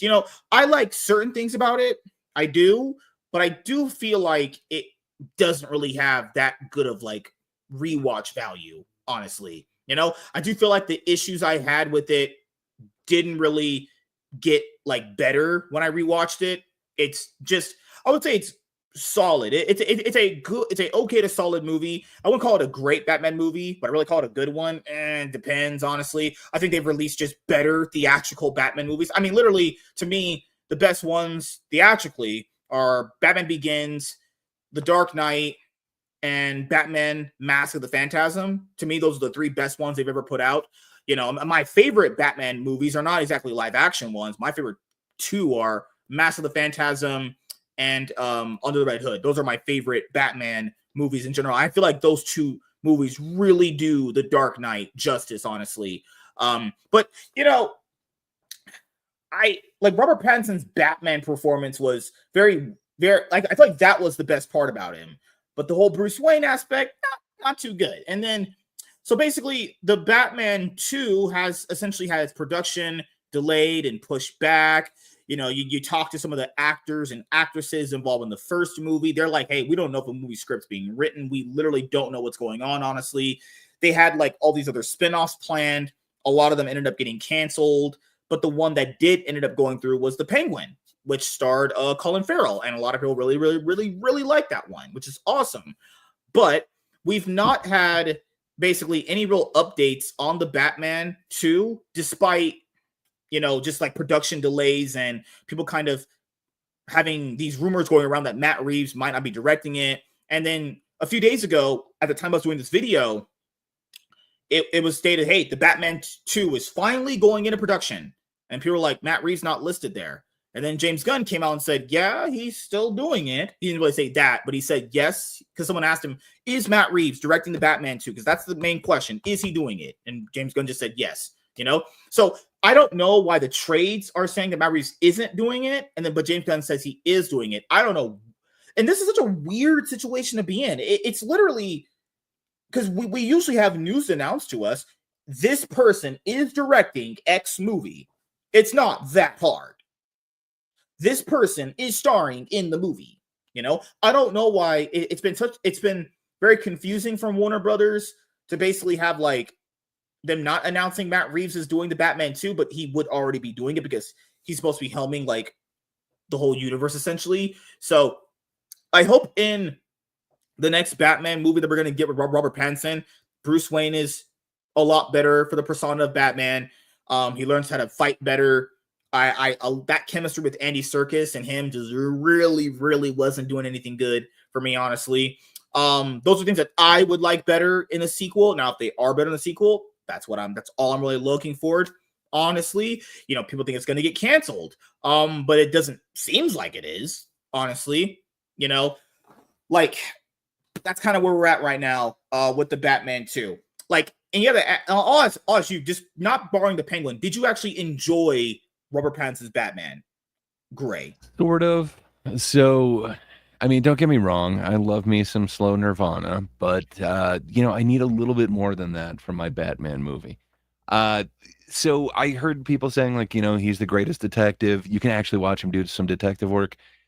But my God, he didn't solve anything in this one. I was hoping for a little bit more, but there is one thing that they really got right in this for me, and that is that tone, like that real darkness and grittiness. And man, I might have been in the same, I don't know, kennel as you, MSK, but I broke free by watching The Penguin, which I don't think you were able to see. But man, once I saw that, it fleshes out this world so much more. And Lauren LaFranc is the one who developed the Penguin show. I'd be okay if she got to helm the Batman too. I feel like she can get a real good grasp on what this world is, and just man. Oh, hey, Charles. Did you try clicking on the third link? It's now the third link that you were sent. But If you check allegedly, Discord, I sent you a third one. So allegedly, that link was to my bank account, and he's trying to steal my life insurance money. Is that it true, could Will? be. Honestly, but that's the thing But is people are asking, you didn't like see you the said. Penguin, right, MSK? No, I've heard really good things about it though. So I did not get a ton out of the Batman the first time, but after watching the Penguin, man, it makes this world so much more vibrant, and just there's so many kind of Easter eggs that it kind of throws out there that I want to see. I do want to go back to this world, and it did make me appreciate it so much more Yeah. on a second watch of the Batman. To be honest, I could have taken or left it, whatever. I could take it or leave it if they were going to make a second one. But after the Penguin, which I was not a huge fan of, it's like we've got so many Gandolfini types. Why do you need to make Colin Farrell this Gandolfini type? And man, after watching the Penguin, I get it. Just yeah, to me that really makes me want to go back to this world. So hell, and the fact that they made it a one-off, they're not going to go back to this and just completely ruin it. Yeah. Man, I'm looking forward to the Batman too. I could care less who helms it. I think they've got an idea of this world, but what they teased in kind of that last one, man, I hope they go that route, because there's a couple of key items that are placed in that room, and just man, it looks awesome to me. Hey, we got a Charles. Howdy. Hey, another Sorry, I'm white late. man Hello, sir. to balance out everything. I feel like I'm really represented in you. I can see myself in you now. So Phrasing. Well, and then we had the conversation that ended up happening with like James Gunn, who was asked by interviewers, what do you want to do with this Batman? Do you want to have a Batman running with this universe while having a Batman in your own universe? And that's kind of what. Okay, so I don't think they understand how fans think. Generally speaking, people knew there were. Let's use an example. People knew there were two Flashes. People knew there were Grant Gustin. People knew they had Ezra Miller. People just liked Grant Gustin more. Like, if you give fans choices of two different characters, essentially playing the same one, essentially, they'll just kind of choose which one they like better. But I'm not saying you should have different versions of the characters constantly running around, because then, kind of dilutes what you want to do with one universe versus the other one. This is supposed to be like a Black Label universe. Like, God, Warner Brothers, Jesus Christ, what are you doing? Gray. Oh, not Gray. Jeez, he's a Mexican Canadian man. Charles is not Gray. Before we get to the actual thing we're going to read for the video, because Charles made an unexpected appearance in the video. He's just like my dad. He left me for cigarettes and Skittles, and now he's back. But honestly, Charles, you watched the Batman, Robert Pattinson, I have the right? Skittles. I love Skittles. Based. But Charles, did you watch the Batman, right? 2022 film? Yes. Did you actually like it? I did, but I seem to prefer the show more than the movie. I know I'm in the minority. A lot of people really, really liked the 2022 film. I thought it was all right. Yeah.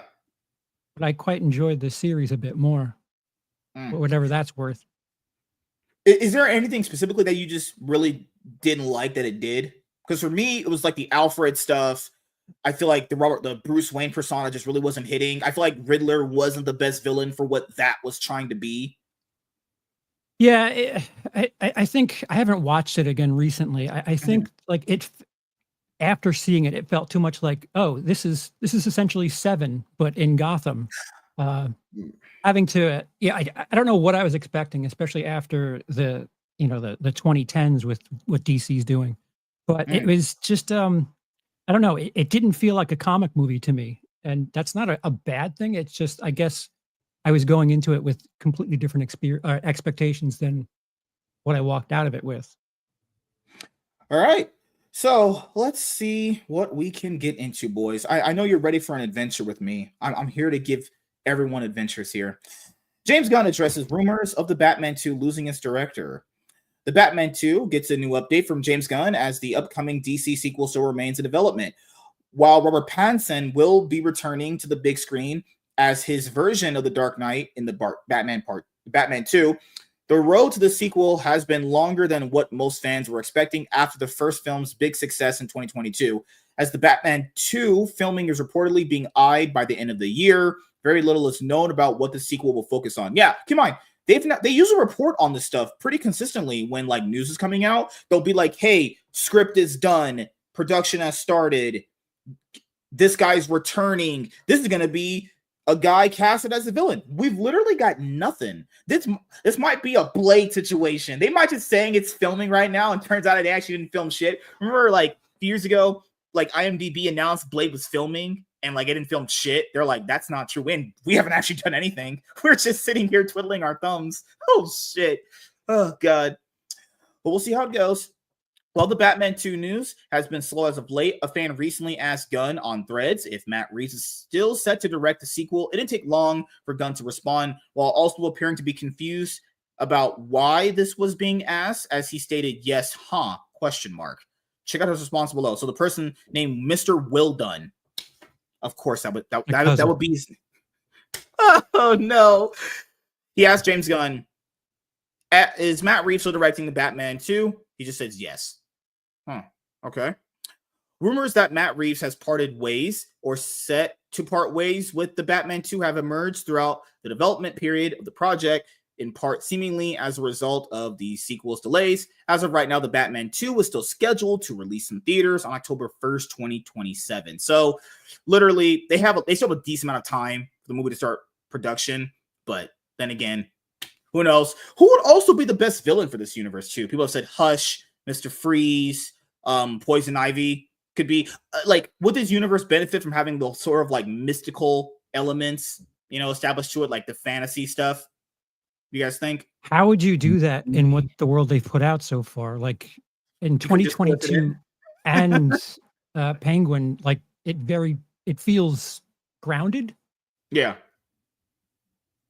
I think the Penguin kind of teased which one's coming next, and it is one that we've seen on screen before, but it's a more kind of down to earth version of it. We've seen a version of this, but yeah, it's a special glove and a mask, if you will. Is that a BDSM thing you're doing with your wife, Gray? Okay, it's okay. While there will always be rumors floating around about major blockbusters like the Batman 2, Gunn's latest response reinforces the idea that Matt Reeves will remain the movie's director. Whether that's a good or bad thing is up to you guys to decide. Ever since Gunn and Peter Safran became co-CEOs of DC Studios, one of the best elements of the regime is the direct connection fans now have with the filmmaker through social media when it comes to getting rumors and reports properly addressed, whether it has to do with main DCU projects or films/TV shows set outside the main continuity. Gunn is fairly good at making sure to eliminate any major DCU rumors. Yeah, I mean, I will say this though, like when it comes to DC specifically, because they really had like no actual structure, people would just like make up shit, and then fans would get mad at stuff that never was going to happen in general. So it's nice to have someone just be like, no, what, that's just not true. But then again, like, do we know what he's saying is true? I mean, I don't know. Because keep in mind, he has to say these things because he's literally in charge. The problem with all of Hollywood, and as far as big budget stuff is concerned, they always give you a date first. And that should probably be the other way around. They should have the thing in the can, they should have production done, and then figure out what the date is. Because especially in the last 10, 15 years, they're so focused on a specific date. And, this is without even like a script being done. And they find themselves rushing to meet this date. And it's like, why is the date the important thing? Well, if it takes too long, if it's delayed, take your time and do it right, release it complete, and don't have people like, if you give a date, people have like this end point to be anxious about. And if you didn't tell us a date, at least you said, well, there's a script or whatever. At least it's not like, oh, they have 2 months. When you do the date first, there's this ticking clock element. In America, we say ticking time bomb, but sure. Well, yeah, I hear what you're saying, Charles, but what about your Happy Meal toys? Oh my God, you gotta be on schedule to get your Happy Meal toys out at the same time. No, you're right. I think that has everything to do with it. Syncing up all of their merchandising and publicity and marketing and things, but. I don't know. If you ballpark it, it might be a little bit easier. So from what I remember, from what I was listening on videos and reading some of this stuff, apparently these dates are set because they can basically put in like a date in advance to get their movie like edited and worked on if it had like massive CGI. But the Batman isn't going to have that though. The Batman didn't have any CGI in it mostly at all. I thought it was almost practical effects. Like I can understand the dates getting announced in advance if you need to put in like a time like, hey, I need these guys to work on my CGI before this movie drops in. But these movies don't even have any of that. Most of it's all practical effects, which is cool, you know? It's something that's more relevant for 10, 15, maybe 20 years ago. But as far as like, stamping your place, like, marking your territory, all the studios want to make sure that they have the dates set up, and no one really likes competing with each other. It rarely happens. Like most recently was probably Oppenheimer and Barbie. But, studios kind of want to have the weekend to themselves, and that's why they plan these things so far in advance. But I don't think that's something they need to do anymore, especially with there being so much competition. And if you're really worried about competition and not coming in at number one, just move it back or put it to streaming or whatever. There's other options now than there was when this was really a big issue. But more often than not, it's just you'll see something. Rarely it happens, but usually a studio has a date, and what they'll do is they'll swap one of their in-house project on that date. I've seen that. Yeah, you're right. Mm-hmm. Yeah. Ultimately, it seems that if something doesn't come from Gunn or DC Studios themselves, fans should not take it as confirmed, as rumors tend to be rife when it comes to superhero franchises, especially for a new franchise like the DCU, that it's still very early into its run. This is doubtably true for things like canceled projects or releases, losing directors, as rumors about these kinds of big events can be especially prevalent. But luckily, with Gunn's latest response, fans can at least look forward to Reeves returning to the director chair of the Batman 2. I don't know if that's even a good thing, because I don't really think he directed the best Batman experience to begin with. But, at least if it caps off a trilogy like this, we can say like, okay, we at least got his full vision, unlike the Star Wars movies where it was, we got Hack Abrams, then we got Ryan Johnson, then we got Hack Abrams back. JJ Abrams, nobody should make that guy's movies on DVD ever again. Stop printing his shit on discs for that disgusting hack. He shouldn't be giving any. I press on to get that guy any money, in my opinion. Remember, that man took $200 million to do DC content, supposed to do Justice League Dark content, just gave them nothing. Here, I give you $200 million, and then I receive nothing. Good job, Warner Brothers. Idea guy. He can get you in the door. Yes. I like Lost quite a bit. He's a good idea guy. You need someone else to finish. How do you feel about Lost ending? I've come around on it, actually. Oh, no. We lost Charles, everyone. He's getting paid by J.J. Abrams. No. Oh, God. While Gunn's comments keep things brief and straight to the point, it's good to have it established that Reeves is not leaving the Batman 2 and is still attached to expanding this franchise. Following Gunn's confirmation about the sequel, time will tell when there will be more the Batman 2 updates, including what new characters are set to show up in the sequel, who's joining the cast. Hopefully, as 2025 gets further in, there will be more news on the Batman 2 sooner rather than later. So, good Lord. We'll just wrap up this specific video before we start talking to Charles in a little bit here. Since he's our guest that basically made a Pokemon appearance while Charles has appeared. What do you think, man? You looking forward to the Batman 2 even when it drops? Do you have any hopes that it's going to be a little bit better than the first one?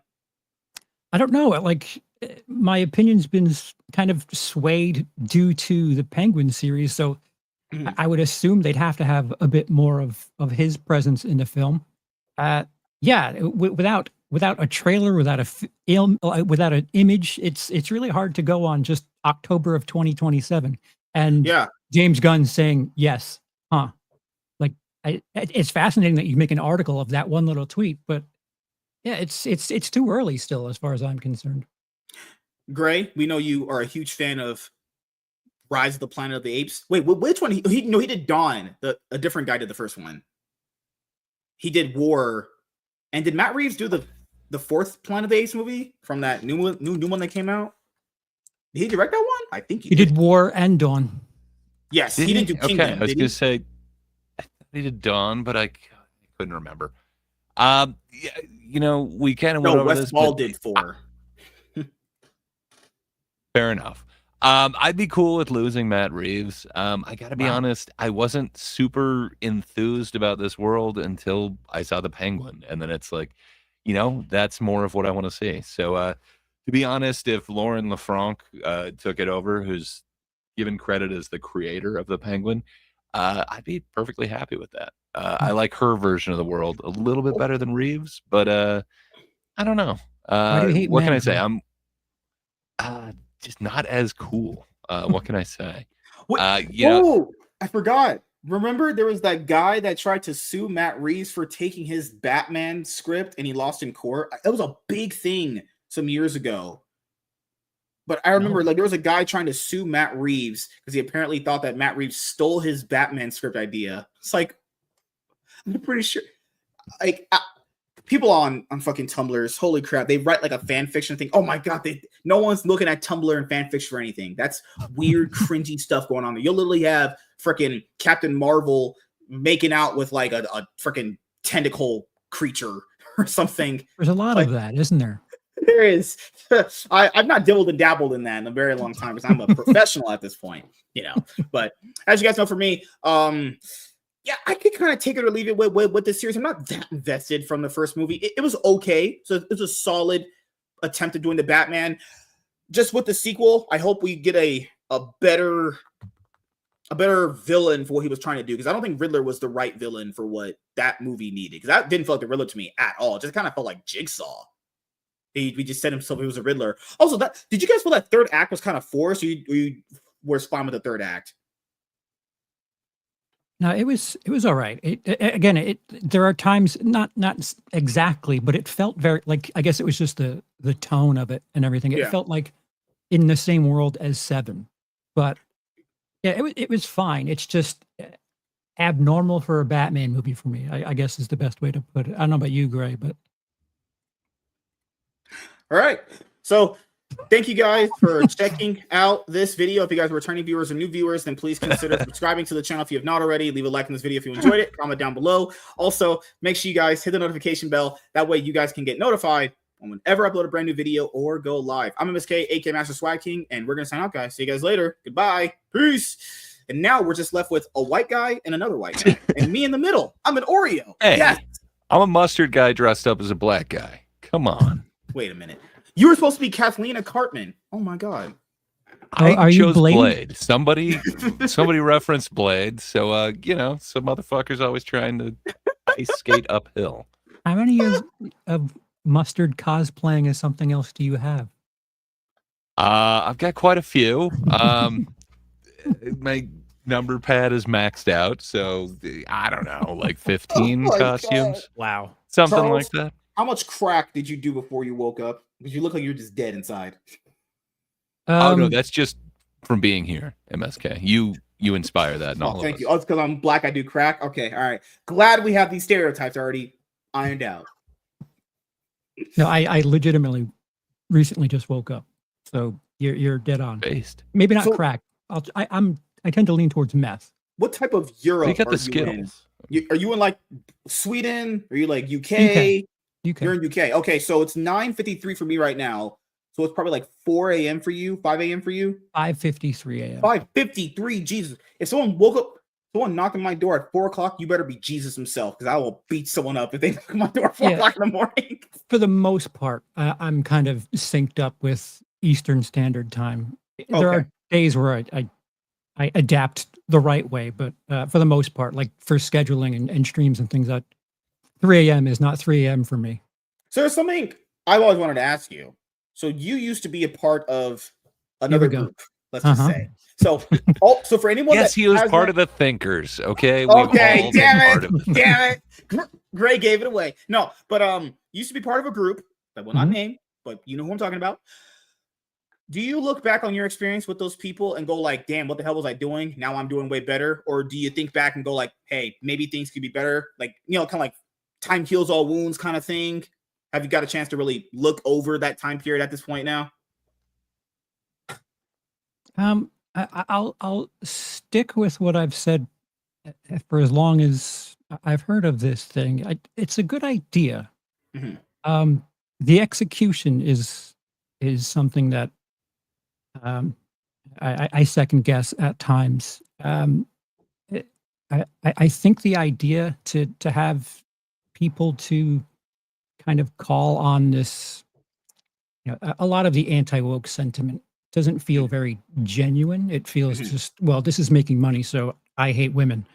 And to counter that, uh, to call them on their BS is one thing, but to turn into them, but different, like to be the white to the black, like I, I'd rather a gray. Hey, No, based. no. God. So this is what I said when you were part of that group, because you look like you were the most level-headed person there. I always say if someone wants to do that, as what you said, don't be like them. What you need to do is basically do videos explaining to people why this is a good thing, why you think Right. this is not what they're saying. Because basically, they became like, hey, I'm not actually talking about content. I'm just reacting to the content they're making. And that's not Yeah. that's not useful. Like the cause that I was watching from afar from what this person was doing was, hey, we want to be Did you say basically the closet you were watching from? no. Okay, I'm not. There's a joke I could make there about a person. I'm not doing that. But like the sentiment that I got, the general sentiment was, hey, these guys they hate women, blah blah blah. Usual talking points for some of the people, right? But if Right. you want to be not them, then you need to make content that shows people that what they're saying is wrong. But then it just became into like just mindlessly obsessing over these people, and it's like, at that point, you're not even making content you even care about. Like, what do you like about these movies? Because if you can't tell me what you like about this, other than, hey, this person said this and that's what they didn't like, I'm just like, okay, this isn't really a thing anymore. This is just, you just don't like this person because he's more popular than you. And he has opinions that will resonate with people that might go a bit further. Because I think that's what people are generally angry at, is that like maybe someone, I'm not saying you, but like someone having a little bit more influence on their opinion mattering more than that person, because people get very bitter about that. Like, hey, why is like this person's opinion mean more? And it's like, well, it's just how people work, Yeah, there was something of a cynical look at the anti-woke movement, and that group, for the most part, would participate in like nipping at heels and just do the same thing backwards. Like it wasn't, the discussion wasn't being driven by what was important or something that was true. It was, okay, this person's popular and they're saying something that's getting a lot of attention. So let's nip at their heels. And the hat that you're wearing, I didn't know much about that guy, and I got tired of the person that really didn't have. I don't know. I don't think there was a lot going on during that period that was worthy of bringing up every single week. Yeah, And, yeah. Because it became like I understand people don't like Rippaverse or Eric. That's completely fine. I literally have videos on my comic channel saying things that literally need to be improved, And normal. And That's a normal thing to do. Yes. Yeah. But we're not talking about Eric in every single video, every stream. Like there's maybe a few videos we've even talked about Eric in general. It's like, I know what you're saying. You would rather the group you've been part of to find its own identity, carving out what they wanted people to know about themselves a different way, because essentially it was literally like, if you would consider those people anti-right or like right wing or whatever, then these are just left wing people, you know. And that was the problem too, where like it felt like team sports, and I don't want that to be the thing. Like pancakes or waffles. Waffles. Okay, that's a team. That's the one team you need to be on. Great. Why are you in the clan? What the hell? Is that spooky mustard? Oh, never mind. That's the best one right there. That's Kathleen'a.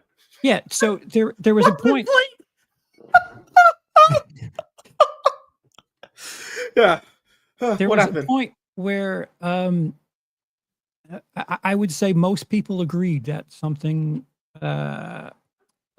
Apologies, Gray, you're in the minority here, but Velma wasn't well received at all, and I thought it was a little heavy-handed, and I got a rude meta awakening. Comedy, sir. Yeah, and so much meta.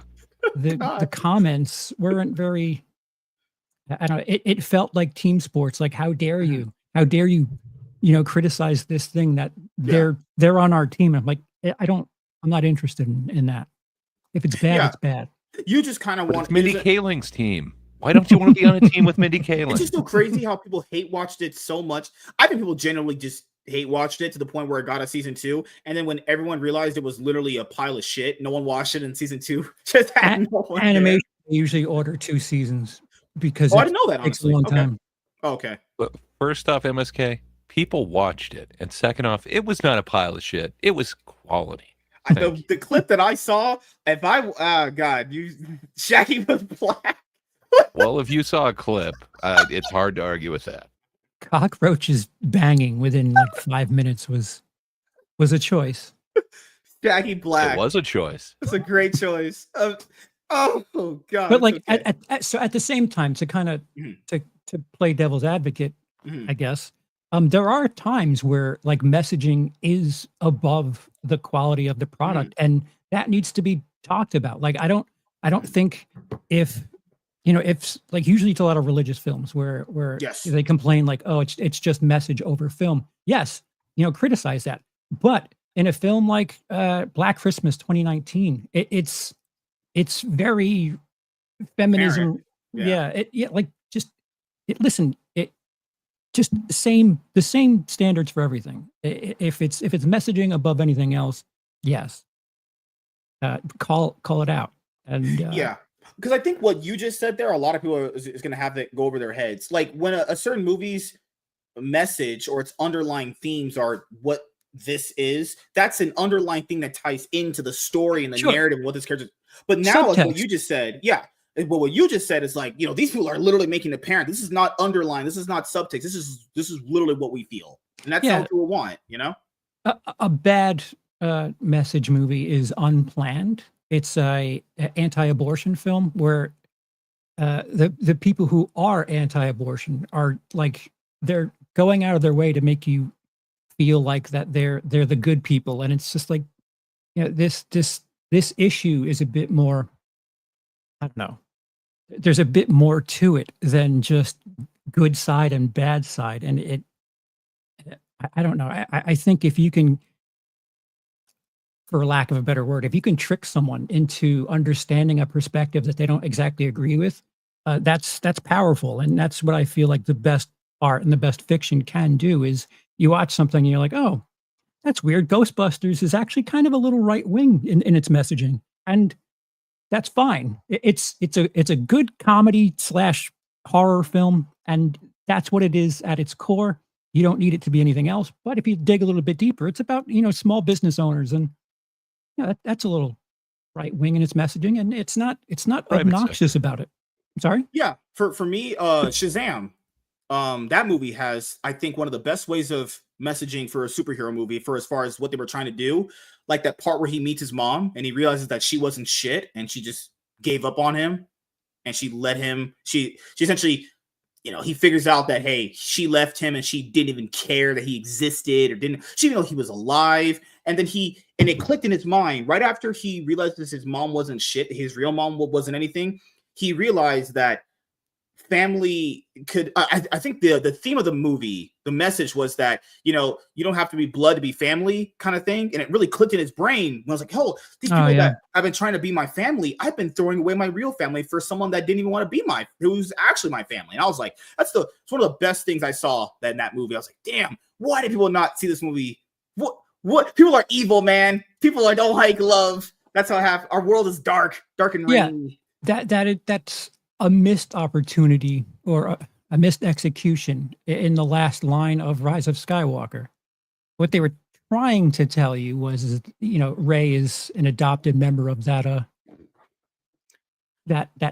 Skywalker family. But the way they, just having it be a line, what happened in those 3 films before it didn't make you think like she was an adopted member of that family. So that line was extremely forced. And that's where, doing it the right way and being fast and just shortcutting the message, it sucks. Yeah. And that should be called on. Palpatine returned. Yeah, that was one of the worst mess. Ways. That's some Morbius level shit, like shit right there. Somehow he's back. Wow. All right. This no build up, nothing. Just Yeah, he's back. All right. we don't have time. Cool. Just here. This is what happened. And then like it's crazy how he kisses her, she comes back to life. She kisses him, he dies. Like I was like, what in the fuck going on in this movie? Yeah. She's like, remember she got the part of the last week, like, I'm all the Jedi. That literally just came from Endgame. You guys actually just stole that from that movie. Like, what in the world is going on here? That is a movie that could have used a delay and figure out what the hell they wanted to do with it. Because that's another film that they were just rushing because they had a date that they had to meet. And I don't know if you could have given that movie another year, maybe year and a half. I hate how sensitive people are to messaging nowadays. Just because a film has a message doesn't necessarily mean it's trying to change your view. Sometimes it just pertains to the film. Yeah. You know, I guess people like it when it's not too on the nose. Like if it's underlying throughout the movie, throughout what the characters are trying to achieve, that's fine. But if it's just super, just nail, like hammer to nail, it's like, God damn. Yeah. Especially if you're not into it. Like if you're not with that message, like you're going to have a hard time. It's going to be a bad experience. So for people who don't know you, Will, or Charles, you want to call you, you're a comedian from what I hear. I am out of practice, but yeah, I haven't performed on a stage since COVID. Really? So you're a little nervous when you would go back to it, or are you just taking a break still? A little bit of both. I've had health issues and anxiety, depression, all of the above. Oh my God, you're getting old. Oh my goodness. Charles is getting old, everyone. I wasn't talking about my sex life. I don't tell that information out on the internet. I have a lot of people that hate me very much. Oh God, how many hate? What did you do? You're like, you have your own rogues gallery, apparently. Jeez. You froze him. You asked him a question and it froze him. Wow. Wow. But come on. Charles' face we're going to have forever. Uh-oh. Oh, he's back. You had the perfect freeze frame for when you did that. It was pretty great. Perfect. Gray's going to be using that for his pro. Gray, why are you Velma? Stop it. Because we were talking about Velma. Okay. You know what show is great? Is it me? Velma. I was frozen? You're back now. Okay. Yeah, you're back now. You might have been delayed for a second, but I think we're back up to. Do you have time.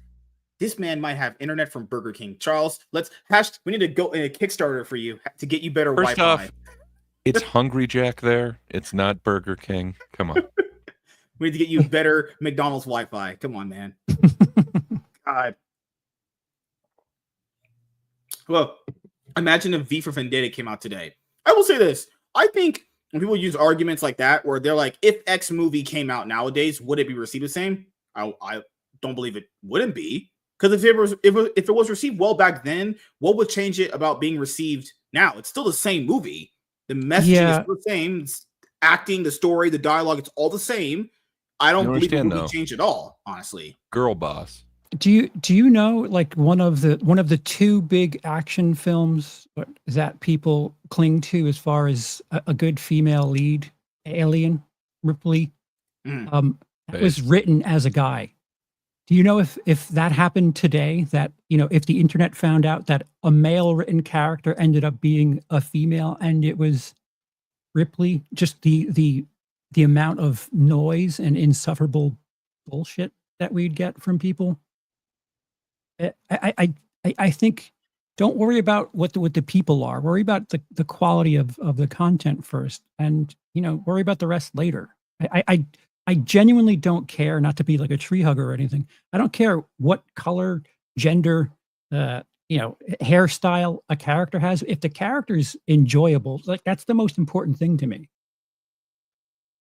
Yeah, I couldn't agree with you more. MSK has preferences. He wants to feel like when like every year this happens on Twitter. Like the Lord of the Rings third movie, where it's the female character that kills the knight, and she was like, I'm no man, I'll take you down, whatever the line is or whatever. And people are like, oh, if this came out now, everyone would hate it. What do you mean people would hate it? It's the same movie, and people understand. Exactly. I don't get it. Right. Yeah. Like it coming out at a certain year doesn't change the context of how that movie is made and what it's actually trying to portray. Like, people are confusing genuinely horrible hiring practices and genuinely horrible ideas and conflating that with stuff that actually worked. And they're saying basically, well, this that actually worked, would people actually enjoy it? Yes. What do you think? Yes, people are going to enjoy the thing that they liked that came out before with a good example, because the good example you listed was Aliens. If now you have a bad example comes out, no one wants the bad example. They want the good one. You know, like Charlie's Angels. Remember, she was like, this movie's not made for men. Why did men go watch it? Yeah, the remake. That's another one that was bad. That was really bad. Yes, that's one that I was told it was not for me. Yeah, that's very, very message first. Very message first. What about so Walter brings up Kill Bill?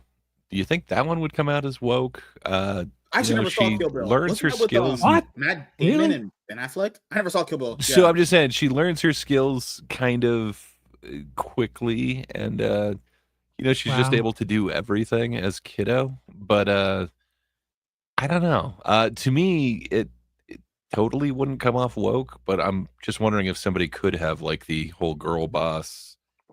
She's not really a Mary Sue though. Like she has to go through hell to get to. Like then by that logic, if we're gonna use that, then wouldn't Hunger Games count for that too? Because in Hunger Games, the first movie, Katniss should have been straight up murdered by all those other crazy. You don't understand. You know? She's got bow skills.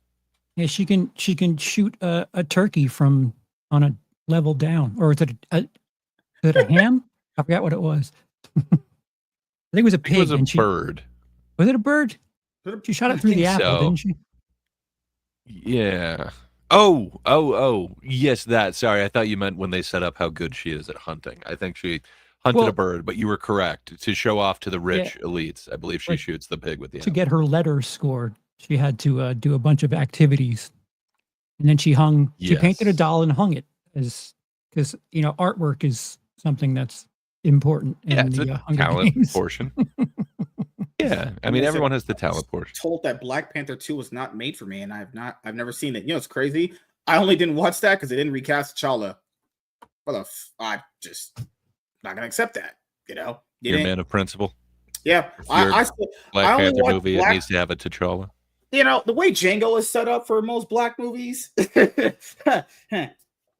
Fun. No, I'm joking. But I think that's an awesome movie, but I'm a huge Tarantino fan. So. Remember Tarantino? Oh my god, that guy will randomly always just get into the media sometimes. Like, remember he's like, I love Joker too, and people were like, the movie sucks, and he was like, I don't care what the fuck you think, I liked it. That's how it should be. Yeah, you know, he's got a point. Joker 2 is terrible, but he can be it's a great movie. His own way. He's a little It's one of the top 2 musicals of last year. It was great. Kill me, please.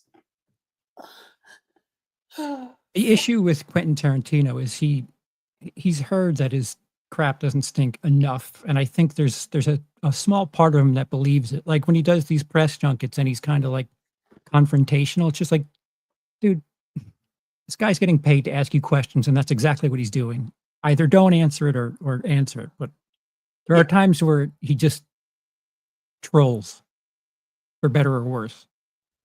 You know, like I will say this, it just depends on any female entertainment product. You know, if the intentions of what the filmmakers want to do is very much in a way that can be an idea that can come off as not girl bossy to people in the more disrespectful way, people are fine with it. Like there's plenty of other female-led movies that are completely fine.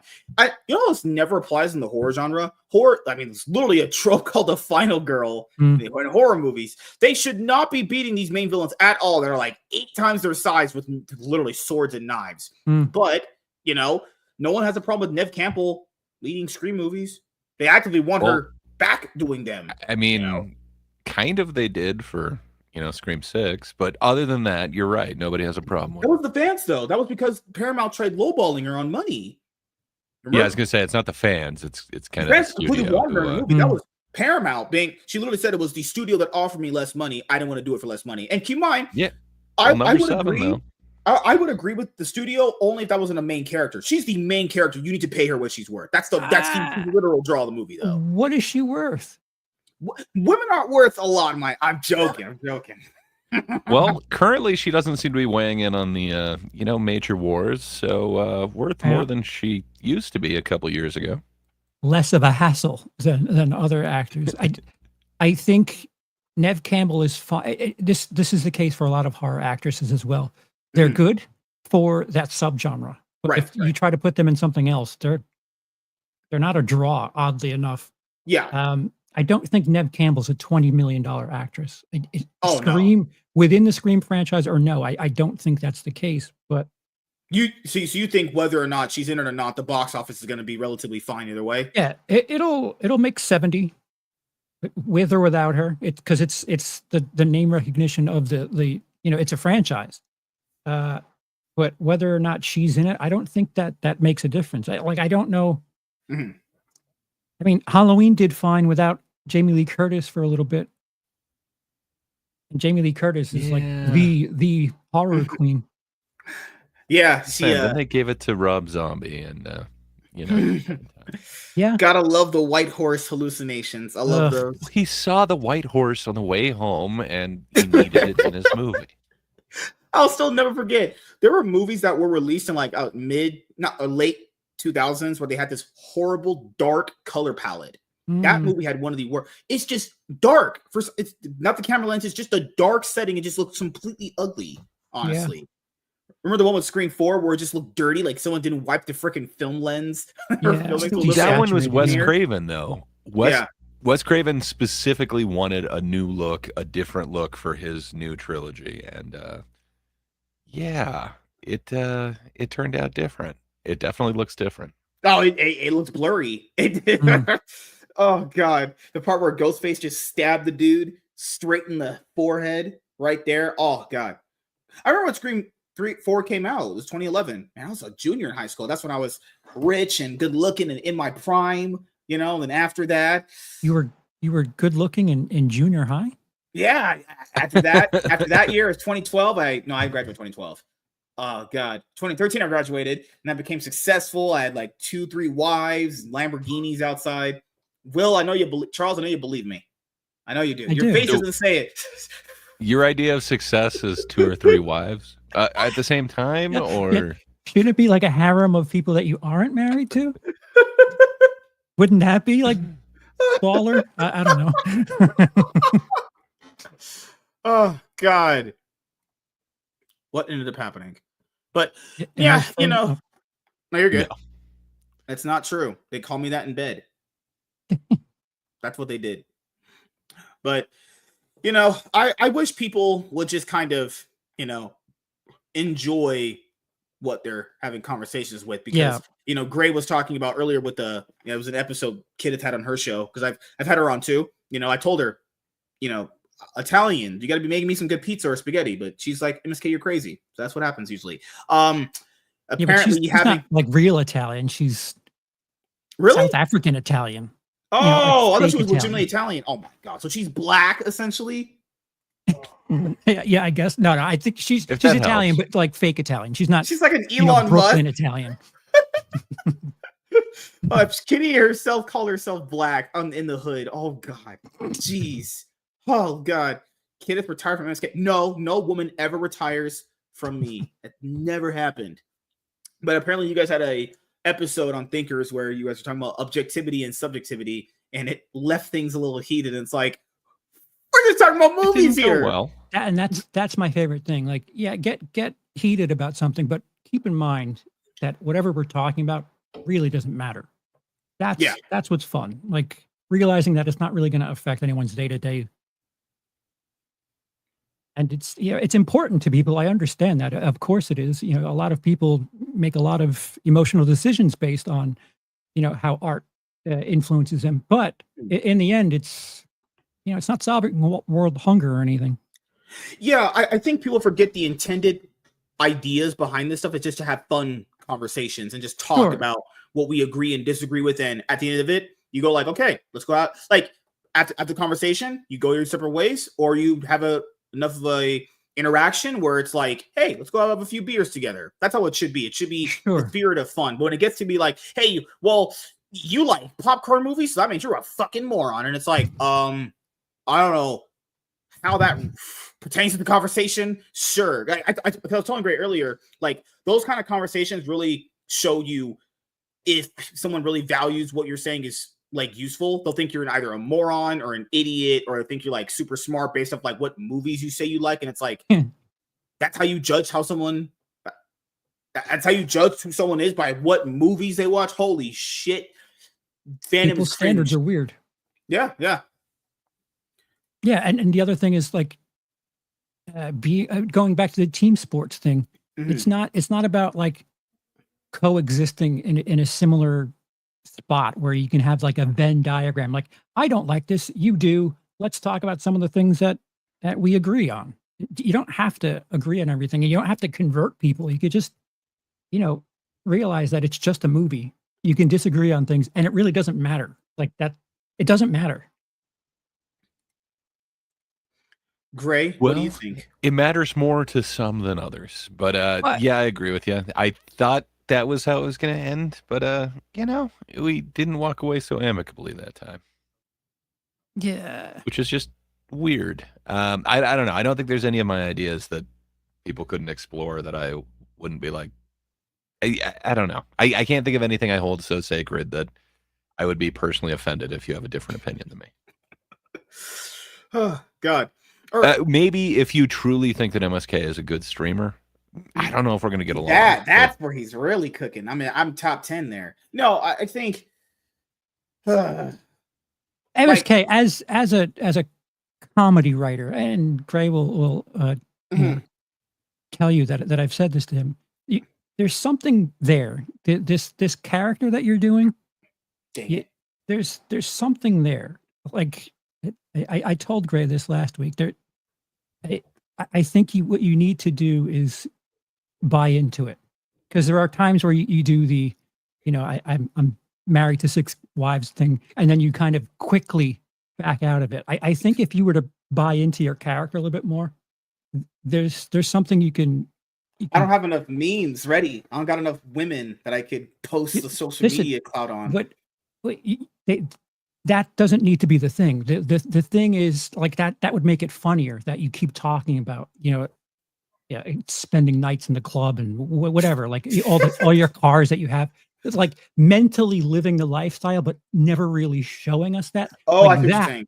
That Okay. like the irony of that's what's funny. Is like, wait a minute, there's no way.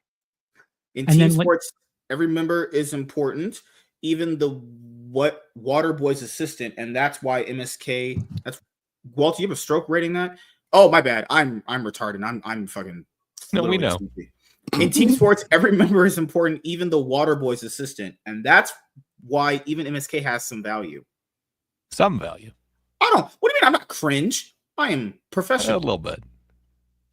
Well, that could be. I'm not saying that that's what it is, but there could be a thing where you're like obviously someone who's like ignorant, but your character doesn't think that. Like, and if you buy into it and just play it like straight the whole way, and people are like, wait, there's no way. Like, I would trying to play straight. Well, not buy or anything, just full on straight. I would suggest maybe to look into Andy Kaufman. And I don't know.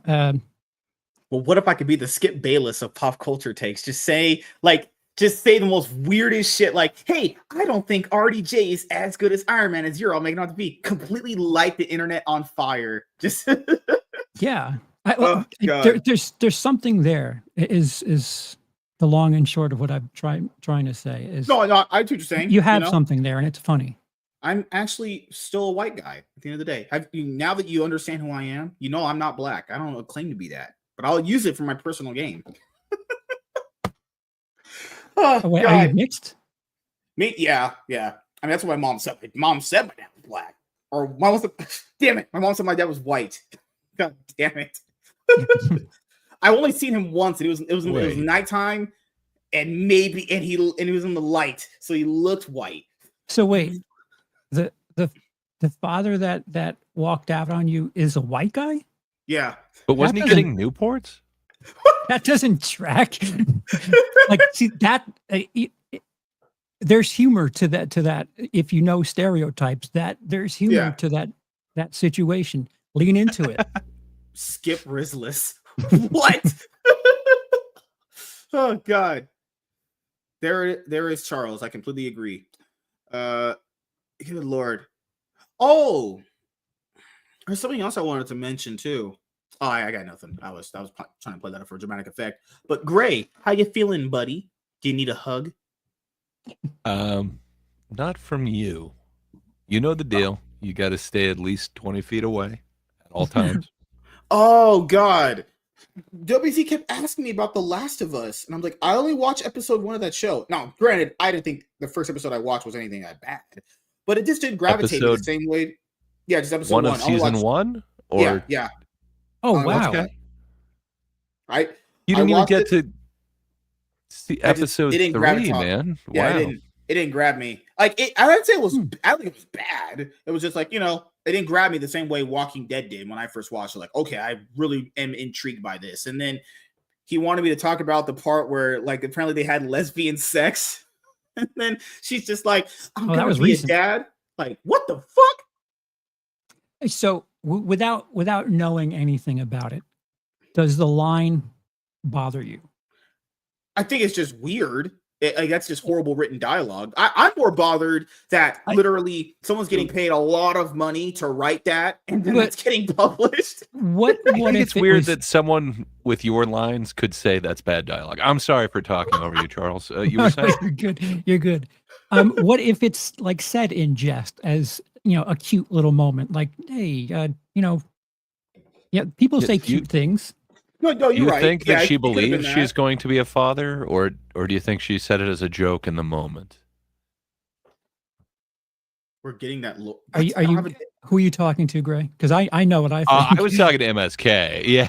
Okay, so so the way they keep saying there's two sides of it that I could say. There's two sides of it. Okay. One, you could make the argument that everyone that hears that kind of stuff believes that they're just trying to make a political statement to you, or you could just believe the other opposite end of the coin, which is that this is just unbelievably terrible and it has no political statement viewing barring behind it. It's just bad dialogue. Or you do what Charles said. That's a false binary. Or you just do what Charles said. Maybe it was just said as a harmless thing based on the fact that Joel was her dad figure, so that's what she thinks she could be to this kid. But the other thing is, like, this movie, like, episode 3 of season 1 was very clearly gay. Like, if you have an issue with those type of things, you shouldn't still be watching the show. Like, if the number one thing for you to watch a show is it's got to be straight, I don't want any gayness. Like, this ain't the show for you. Right. If you're still watching at this point, if you're still watching at this point, and you're like, oh, it's doing all more of this gay shit. It's like, yeah, it's been the show, man. It's in Seattle. They have the rainbow crosswalk. Like it's part of the world. And if it weren't like that, people are like, oh, the world building shit because Seattle is just so gay and people are walking around being all straight.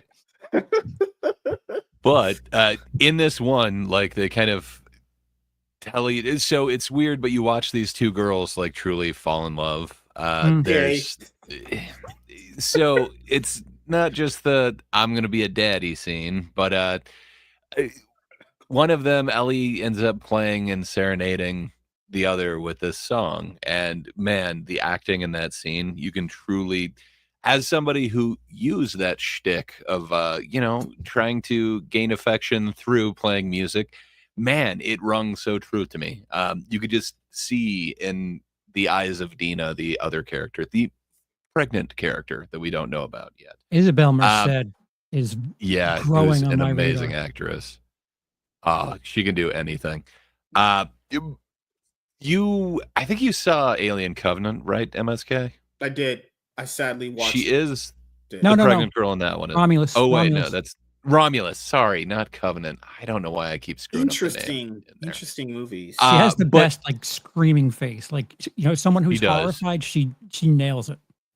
But man, somebody who's like smitten and like literally falling in love with somebody playing guitar. I have seen that look in person quite a few different times, and man, it truly passed the sniff test for me. How many times have you played acoustic guitar by like Lakeside, Gray?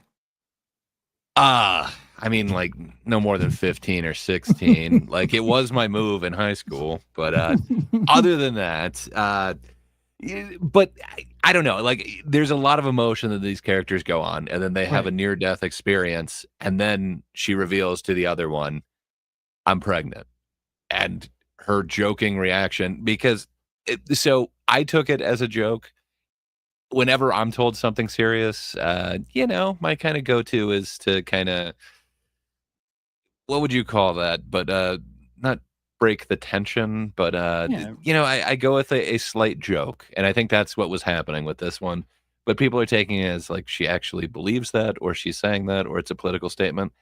I don't know that it's anything but like a tension breaker. But it happened on the other foot this most recent episode where Ellie's like, "Do you have any names in mind?"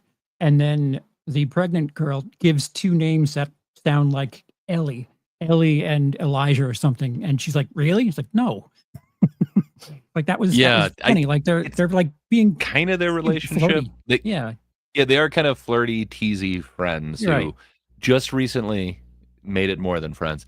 So I don't know. For me, it works, but I can understand people not liking that. That's like fair enough. Like if you just watched it out of context, you would probably think that's insanely cringe.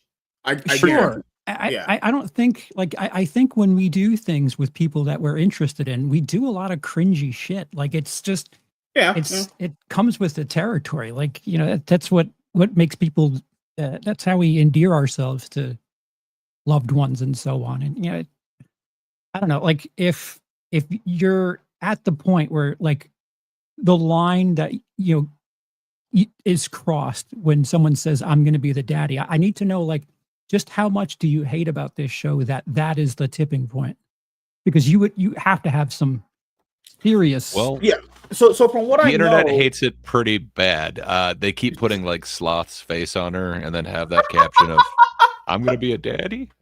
Oh, like so from what I know about the games, so I haven't played the games. Okay, so what I know from the Last of Us 2 controversy is that they essentially killed off Joel, replaced him with a female character. Naughty Dog was severely silencing critics from like taking down videos or whatever, copyright claims and all that shit. But people need to keep this in mind.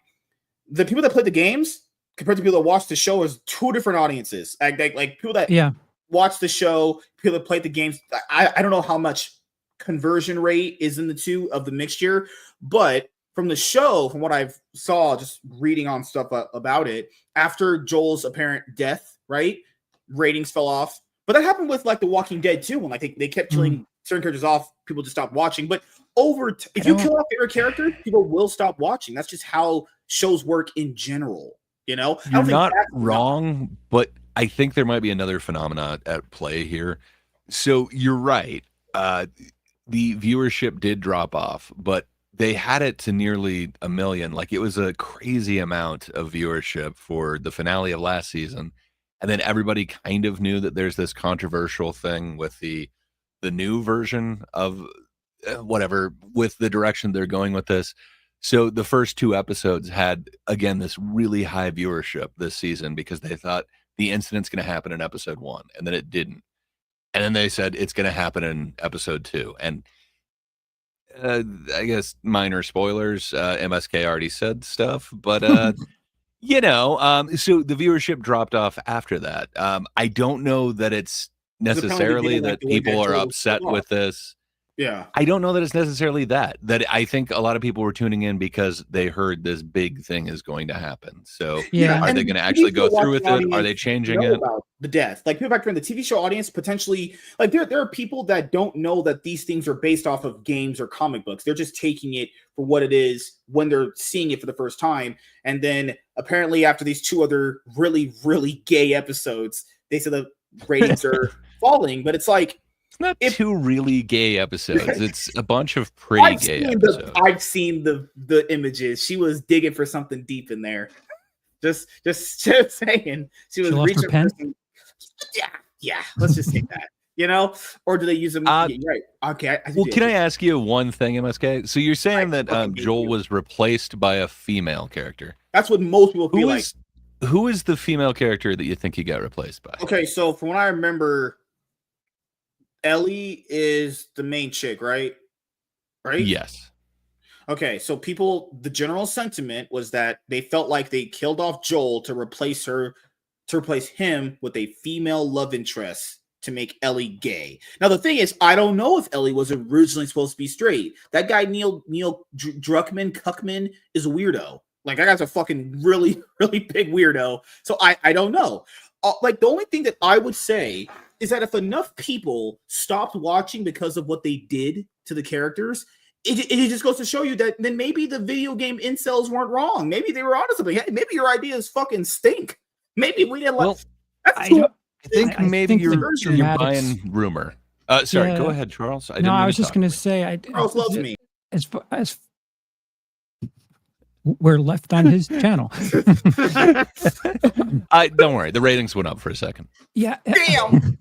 I would say that if the quality of the media itself, like if the show were a lot worse, that there'd probably be something to that. But the people that I hear complaining about it are complaining about surface level stuff because I a lot of people in my circle and people I've spoken to are just wowed by how strong it's been. And I don't know, like if this is a bad show, then I like bad stuff because this has been as good as I could have expected it to be.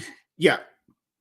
Or people just generally forget, like, you know, you could always use the sentiment that maybe it was you liked it and it was good before it went bad. Because this happens in TV shows a lot. They start out good and then maybe they go bad. Or some people, you know, hey, I still watched 2.5 Men after they replaced Charlie Sheen. That was okay. So you've got no space to talk here. You're one of those Kutcher guys. Come on. What do you mean? I still watch after they replaced. To be fair, Charlie Sheen replaced himself after what he did, but I still chose to watch it. It wasn't as good without Charlie there. It obviously wasn't. There were some gems in there as episodes. But was there just a drop off in ratings after the piano fell on Charlie?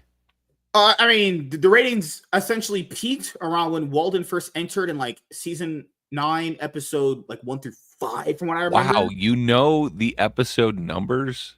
Episode 907 is where things really started to take a turn. Wow. Yeah, so essentially everyone tuned in to see how Walden was going to replace Charlie, and after they really didn't see the show going anywhere with Walden different from Charlie, then the ratings just kept falling and falling. I was actively keeping up with a lot of stuff more in ratings back in the day, but like I don't know what people's general viewpoints of it are when it comes to this show. It's like if the Joe killing was the tipping off point and then this is it, then you know, that means the audience just didn't like the decisions. But then again, when has a controversial death in any TV show ever gone over well with any audience member when you kill off a beloved character? The problem with the internet running away with this stuff is, you know, it's a lot of things that are being said that are, you know, making fun of certain aspects. They're funny. The problem is for every 100 people that are just having a good time, there's 7 that really go in the wrong direction and make things not fun for everyone else. And it's a shame that we have to curb humor because 7 out of 100 don't know how to do things with funny things, and they take it way too far. And I think those 7 are part of the problem why the internet runs the way it does and feels a bit, I don't know, hateful. I recognize that there's humor, there's things to laugh at, of course. I think anyone who loves something should be able overblown. Sure, like you can edit anything to make it look, you know, cringe and ridiculous. But and I mean, if you take a random 10 seconds of MSK talking, you're gonna cringe. Once you view him in full context, you cringe a little less, but still. Well, that's all I'm saying with the show. I don't know. So WZ is saying that it surprises him that we would like this show. I don't know, man. If you haven't watched the first season, I definitely recommend checking it out. I got hooked after that, and I like the second game. I can understand why it would turn some people off. They do a really weird thing with that where they do have this beloved character that you got to live as, and then it's kind of just taken away. But the game isn't about him. Instead, he is replaced by a girl, but the girl that he's replaced by is Ellie. It is the one that he was raising in the first one, and yeah, they do this kind of split narrative thing, and it's really interesting. But I think a lot of the criticism that people had of the game, Druckmann kind of took it head on and changed a bunch of aspects of the show. This week there was something that I didn't like the way that it was changed. It felt a little too convenient for me. Ooh. But Are we talking about Jesse? yeah, just a little too Deus Ex Machina. Yeah, a little bit.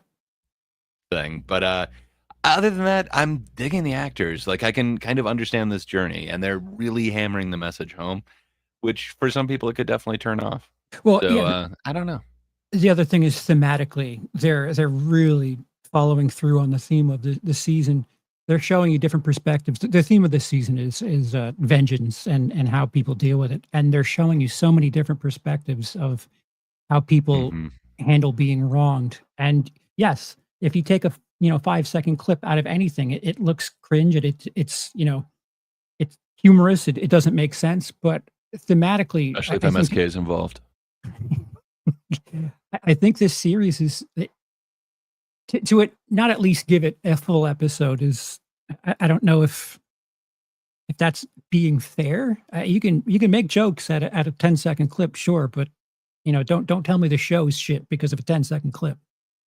Yeah, and my least favorite part of the last episode was kind of that entire scene where, and it's not because of the I'm gonna be a daddy. It's just, man, the way that all of that kind of happens. It's like, but everything else in this episode was so smart and so kind of touching. Like where you watch Isabella Merced fall in love with Bella, and it's just, man, to me, it worked on so many levels, and then you get to this weird kind of clunky scene, and it's like, I don't know. But for me, it's still more positive than negative. Right, I agree. I'm not going to say it's a perfect show, but good things are there.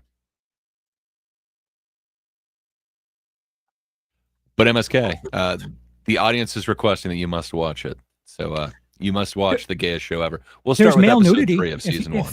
If you need another reason to watch, I mean, MSK. I'm a very straight man, but I'm a connoisseur of the heterosexual sex. The female form. See, Will gets me here. He understands my humor. Good Lord. That Will is such a great guy. Goodness gracious. I just don't know. I like Walking Dead. Like people were like, "Hey, comics went like this. Where did you fall like this?" Walking Dead? Did you make it all the way through? Not to the end. For Walking. Did you watch the comics first? Excuse me. Did you read the comics? No. Okay. I actually found out what the comics were in tandem as the show was going on. So I didn't have really a lot of money back then. So I'd watch videos of the comics being explained. You had to me. 2 wives and Lamborghinis. You had plenty of money back then. You're right. But that wasn't it. Didn't have money for that stupid stuff. You were too busy. It was Earth 2. That was Earth 2 MSK. The Earth 1 was dirt poor. Like with The Walking Dead, after Glenn's death, I really didn't care for season 6 all that much. And then it was right when he slit Negan's throat. I think that was the last season I watched, and that's when they killed off Carl. For some reason, the show just didn't feel the same after I felt like they were just killing off characters for shock value rather than actual meaning any thing to the story. Like if you kill off all your main characters that everyone likes, of course no one's gonna watch. Who am I gonna root for? What do I even care for the show? If you do that, you better have new characters that have won us over by that point. Yeah. And that's been a trope in TV a long time. It's like you kill off a main character to replace him with another character. The replacement usually never pans out very well. Like, do you guys remember any TV shows off the top of your head where they replaced a main character and it actually worked out good? Like, it actually still made the show kind of flow, kind of fun. It's hard, though. I was trying to remember a lot of TV shows that I've watched. Usually when they replace the main guy, it doesn't feel the same. I don't know. Yeah, you're right. Usually it's an actor playing the same character. They'll switch an actor, but they're still playing the same character. Yeah, like Yeah. I'm just really like movies. It's harder. It's hard in movies, but like TV shows. Really think about the TV shows you've watched over the many years, and the ones where the main actors left, and they had those seasons where the main actor's not there. It's like how many of those are really genuinely anything good without the main actor there? And sometimes the main actor isn't even all that good. Like Vampire Diaries, when Nina Dobrev left for those seasons 8 and 7. She wasn't the greatest actor on the show, but without her presence there, it felt kind of like a void was empty. You know, like it's like a void that's not getting filled, like my wife's vagina when the main character's not there. So Yeah, is like the those. main character her boyfriend? Oh, Or- damn it! And yeah, he threw me out last night. He was not very happy with me. I'm blanking at like a main character that changed. I mean, I guess going back to what, like the 80s, Cheers or whatever. I don't know, man. I loved Rebecca way more than Diane, but maybe that's me. I just always found Shelley Long a little bit too Like meh. Power Rangers. Remember when they lost No. Austin St. If they John? change Amy Jo Johnson, I will riot. No, She is my Pink Ranger. technically she wasn't really changed. She voluntarily quit. But I liked Catherine more than Amy Jo Johnson. But remember They when tried to get rid of Tommy, and I said no. I don't He think that is was a Green ever on the Ranger. table. I don't think that was ever on the table that he would ever leave. Just putting it out there. But when Well, they he tried did. to, He came back as the White Ranger. I'm sorry to I mean, spoil he should it be for coming you, back as the but White Ranger. He should. he had the flute knife and everything. Didn't he Like when they leave this got- Earth? That one? Yeah. Sadly, yes, but too soon. Your wife replaced you, and now someone else. Good Lord, good actual God. Like when Austin, like when Jason Trini and Zach left the show. I mean, Rocky and the other ones were like okay, like they were Is okay, it but they still didn't feel going the on? same. It's not still going on, is it? No, Oh. we have had a new season of Power Rangers. Oh, we're waiting on Disney's new Power Ranger show. Oh, good Lord, they're gonna have a. Oh, that's gonna be full of. Oh God, I'm just waiting for the cringe that come out of that. I'm waiting. Disney, the arbiter of the best content that ever has existed. They're the devil. Disney is the devil, but I don't think it's. Name some things that you've enjoyed from Disney in the last 10 years, MSK. Like well, not Marvel, just straight up just Disney stuff. I mean, if Sure. for the sake of argument, you kind of need to count Marvel, right? Because it's I guess you're right. they're this big I did umbrella, enjoy. I enjoyed Lightyear. I thought it was a fine movie. but it was barring- gay. That's crazy. That's crazy. You know what's crazy? I do believe that was one of the moments that people generally overrated. Like literally, they don't even kiss in the movie. It cuts away. There's no actual lip touching in I the agree. movie. I And the agree. movie itself Thank you is for being normal. It's fine. It's actually like, and the gay character or not the gay character. The gay character she wasn't just spitting it down your throat that she was a gay character. She genuinely had a concern for her friend doing the time jumping thing. The granddaughter the daughter she had was a cool, fun, interactive character. I generally like. I understand why Lightyear failed because no one knew what the fuck it was going to be. It's just a weird premise. It was an odd kind of idea to execute, but I don't think the movie was bad. I thought it was genuinely very fun. I guess a better question to ask you is how much bad will you put up with to get the good? Because Disney's in everything. They're in Yeah, comics, sure, they're yeah. in Star Wars, like they're in everything. So like for every one great movie, if you get 15 that you don't like, is that okay? At that point, I would just kind of pick and choose. Like I'm someone that will watch a lot of stuff, but generally speaking, if I'm not as interested, I will take breaks between like some of the random new Pixar movies I haven't seen. The last one I did go watch was Lightyear. That's the last one I saw in theaters. I haven't seen any of them since then. Like I never watched them Inside Out or Inside Out 2 or anything. But for me, I love this stuff so much. I'm gonna be here whether it's good or bad. But I can understand for the average person, if you get like what you said, if you get 5 straight bad movies in a row, you probably lost faith in humanity. Well, I guess what my point is, if it means me losing the one good movie, and if we're losing Disney whole, and 16 movies of which 15 are bad, I still would like to have the one good movie. So I'll put up with. I don't have to watch the bad ones. I mean, it sucks. They're ever present in all forms of media, but they do get it right every now and again. So I don't know. I would have thought Bray, the what do you MSK had think? seen more. MSK, you at least saw Hocus Pocus 2, right? I'm gonna Nothing? watch Okay. girl. Wow, that is. Are you a 5-year-old girl? Not anymore? No. Um, yeah, I don't know, man. There's so many good things out there from Disney.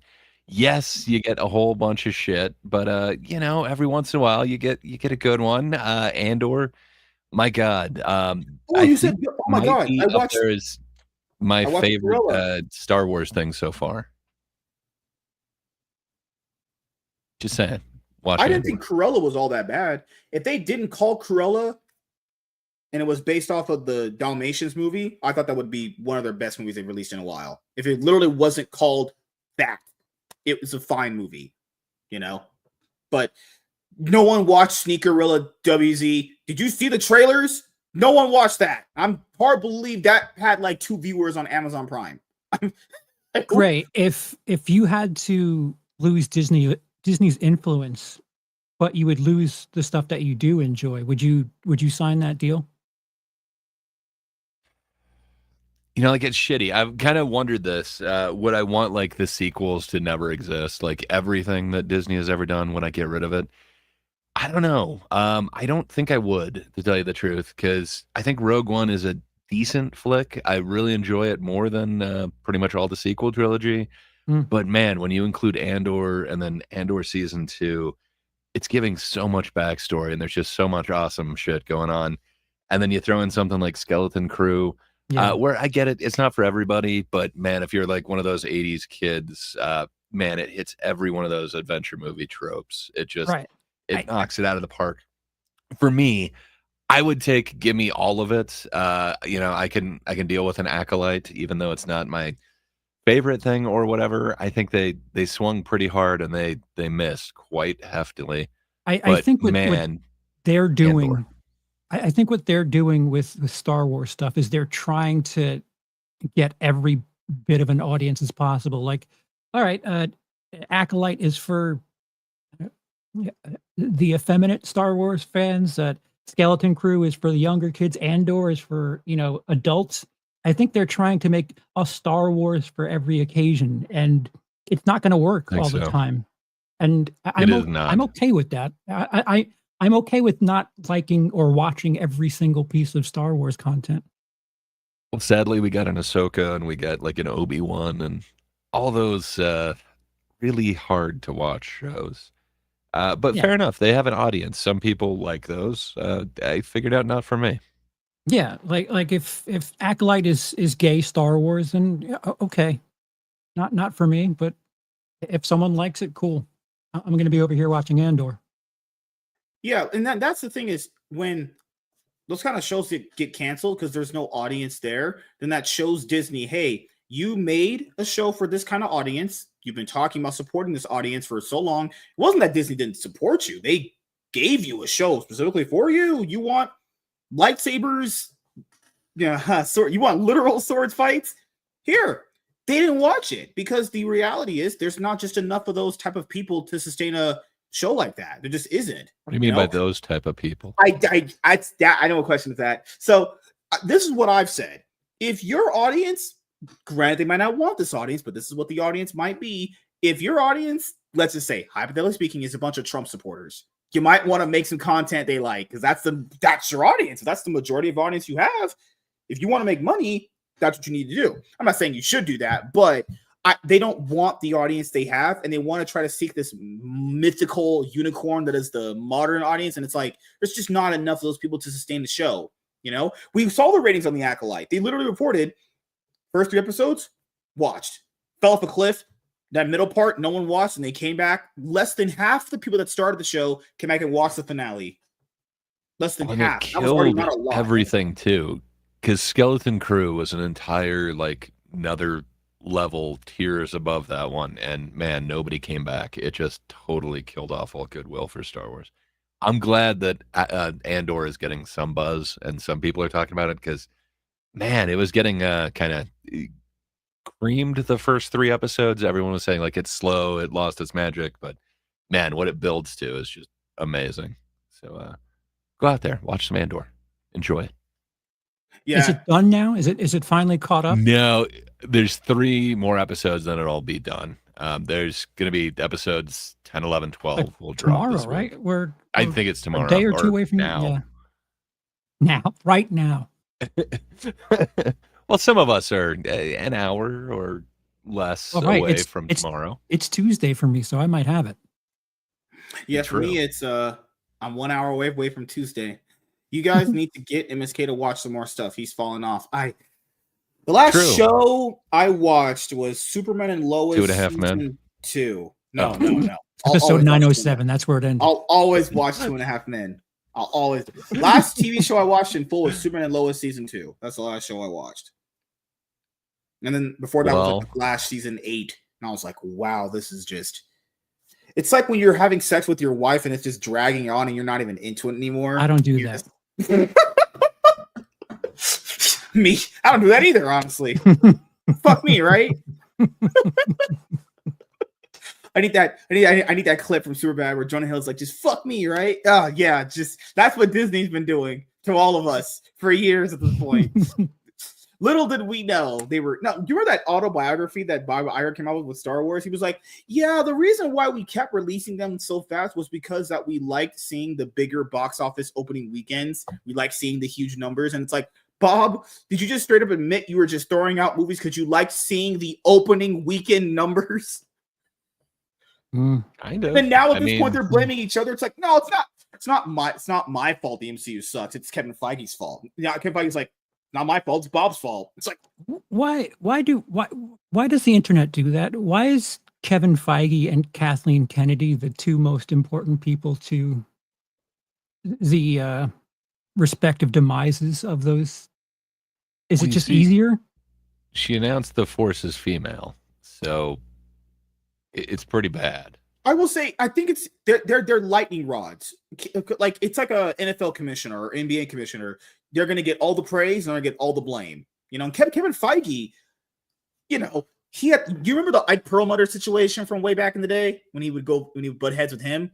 Like, no, you don't remember that? Man, that was a long time ago. Jeez. Like I at this point now with Kevin Feige and Kathleen Kennedy, why is there both their names start with K? Every kiss begins with K. God damn it! I made the joke there. I had to. But geez. Did you? I don't think you did. So wait, are you saying that your wife enjoys her K jewels?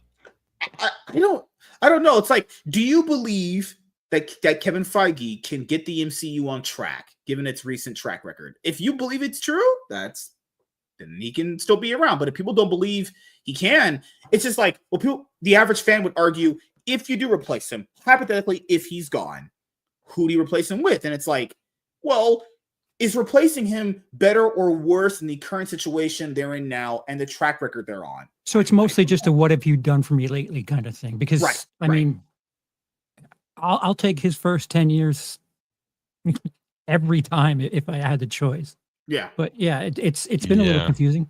And it's kind of like what we brought up earlier, that Marvel's having a really hard time doing things with new characters, and it's just not working.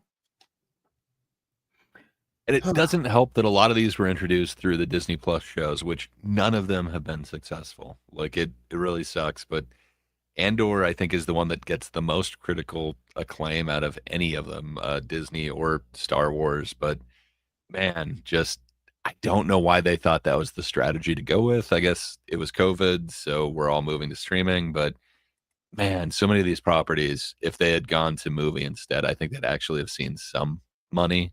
But here we are. To give the studio perspective or the PR perspective, the 7 out of the 100 that I've talked about, they are the loudest. And I think a lot of the counter programming to, the angry 7 people out of 100 who are making a lot of noise are saying some horrendous things. Disney then gets to point at those 7 messages and say, see, this is not what we're about. We're going to keep doing this just to show that we are not going to put up with this. And it just, it puts the wrong image across for the right reasons or the right image. No, my best bit of advice for people who don't like something is just shut up. Don't talk about it, because negative attention is still attention. Like what you're saying essentially is True. like them having those 7 or 10 people just kind of gets Disney to be like, hey, it validates how they feel about the fandom in a certain way. Yeah, well, you know, the thing that Gray and I talked about a couple of months ago was, you talked to that cloud chaser. Oh fuck. Well, he's chasing my clout, so It's true. One of these days.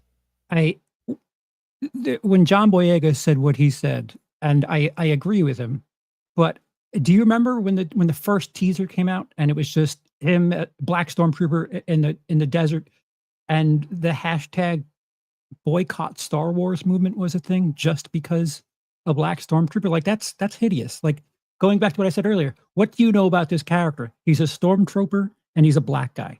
All right, what do we know about anything? Like, is there a line that he says that you're against? Like, does he do something reprehensible? No, he's just a Stormtrooper without a helmet on, and he's black. So you want to boycott Star Wars for that? That's ridiculous. And so having that be the forefront of your anti-Star Wars messaging, it's racist. It's not a good look. I'm sure with the sequel trilogy, there's tons of things you can point to and say this is what's terrible about Star Wars. And I don't know, you could go through at least 2/3 of those movies and say this is what's wrong with Star Wars, not gender, not skin color.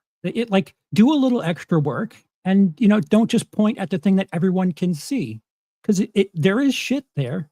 Just work a little harder at telling them what they're doing wrong.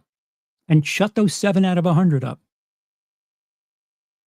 Or I do what I feel like people could do to enhance their criticism is, I would say, enhance your criticism. Like actually blatantly, word for word, lay out why you feel the way you do. You should attack Boyega then? So like, if someone says Rise of Skywalker doesn't work as a movie, I'm not saying type out a whole essay, because I ain't reading all that, but at least lay out in like maybe 3 sentences why you don't think the movie works, because that is a little bit more constructive, even though you don't like it, than just saying I think this is trash. Because I don't think anyone could, because that is more like a take it or leave it kind of thing. I feel like if you're a little bit more open and constructive with what you may not like about it, that's a bigger takeaway, right? And if your claim is that it's tokenization, your argument should be he should be a much more filled out character. You shouldn't do him dirty like that, because it's important. Like if it's so important to be aware of the race or gender of the person, don't fuck it up. Like it should be that important. If you're claiming tokenization, claim and argue why it is important. Not just surface level. Black guy token, not good. That's not good enough for me. I agree. The old characters aren't even saving shitty writing. Well, see, that should be the first thing. These are written terribly. It's something that you can like. There's something tangible to the claim rather than just an image. I don't think anyone's going to say that they were a cohesive trilogy by any means. Right, and like the thing that we hear the most from the vocal minority is like nonsense stuff. Like there's plenty you could talk about in the sequel trilogy that just doesn't work, and why they should try to do better. But the thing that gets talked about the most is just stuff that we shouldn't have that argument or discussion with, and that's what Disney gets to point to and say, see, you guys are just hating this because of race or gender or LGBT. That's why for me, that's why when I always say you shouldn't be race and gender swapping, because that wouldn't be a part of the conversation if they didn't do it. Then you could have the argument of like quality of writing and storylines and all that stuff, but they make it apparent to swap it to what's that word? Obfuscate? Obfuscate? Obfuscate. Yeah. So like with the shows, we'll use the shows, for example, like the shows have this thing where the shows are written very, very bad, as we talk about the Star Wars and MCU shows. But then what the other people that are like the shills do, and they'll be like, oh, but you only don't like this character because it's black. And it's like, even if we didn't mind the race swaps, even if people don't like them, if you actually talk about the literal quality of the show, those are extremely not good, So the only argument they have is to keep you in one place is talking about the race, because they know if you start talking about the actual quality of the show, it's over. Like WandaVision Wanda straight up enslaved It was people awesome. against their own will. Just straight It's up. a great show. You're right, MSK. I Oh, couldn't great. agree with you more. But isn't that part of Wanda's like heel turn? Like, isn't that It making is. her something of an antagonist? So, like, that would fit the character that she's doing something And reprehensible. that's what no? and that's why I highlight your point. That would be what we should talk about. It's like, is Okay. it right based off her character to do that based off of everything that she went through? Now, if they had like race swap Wanda, now she's a fucking Indian and she has like no hair and she's bald as hell and her toes curl when she like looks at black people. I don't want that to be the argument. I want that to be Is that a stereotype I'm not aware of? Oh I no, feel that's like you're I made it in my own describing head. someone specifically. Is this your ex? It's like, the things that I see what you're saying. The things that should be talked about aren't talked about because of what the company does, and then it allows the fans to focus on the thing that shouldn't be the most contributing factor. But it's hard not to when it's like you already see a red flag, and it's like it's a red flag, and it's hard to not So talk about the red flag. optically, it should, like, yes, race swapping, whatever. If it's an issue, yes, don't let it be the first thing you're talking about or the thing that you keep going back to, because optically it's not the best, and it's true. But give them substantial, tangible reasons why it doesn't work, because they're gonna have that social media. See, these people are just all about hate. Right. Don't give But them in that. this day and age, can we call a character Snow White? I'm just saying, like we do have to kind of change it a little bit. So to point out what WZ was saying like a while ago, What the hell? Ironheart is going to change it all. Just watch and rue the day. Maybe. I honestly thought having something on the shelf for a couple years was a really bad sign, especially with Disney Marvel right now.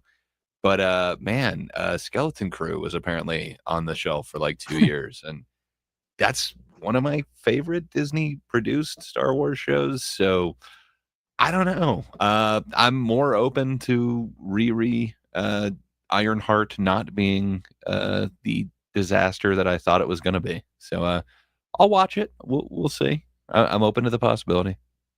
I've given up on these shows being good since She-Hulk. I'm done. This would literally have to knock out of the park. MSK. Let's do a watch along with Riri. Come on. I'd rather literally Ironheart. have you aggressively jerk me off and fire come out of my dick. I know you would prefer that, but that's not an option. What if we did a watch along? What about if it's a passive jerk off? Not an aggressive one. Isn't that what their shows do? Their shows are one aggressive, like passive jerk off. That's what their shows are. I can't do it, man. I'm trying to get off in 2 seconds. That shit's weeks. What are your vibes on Superman?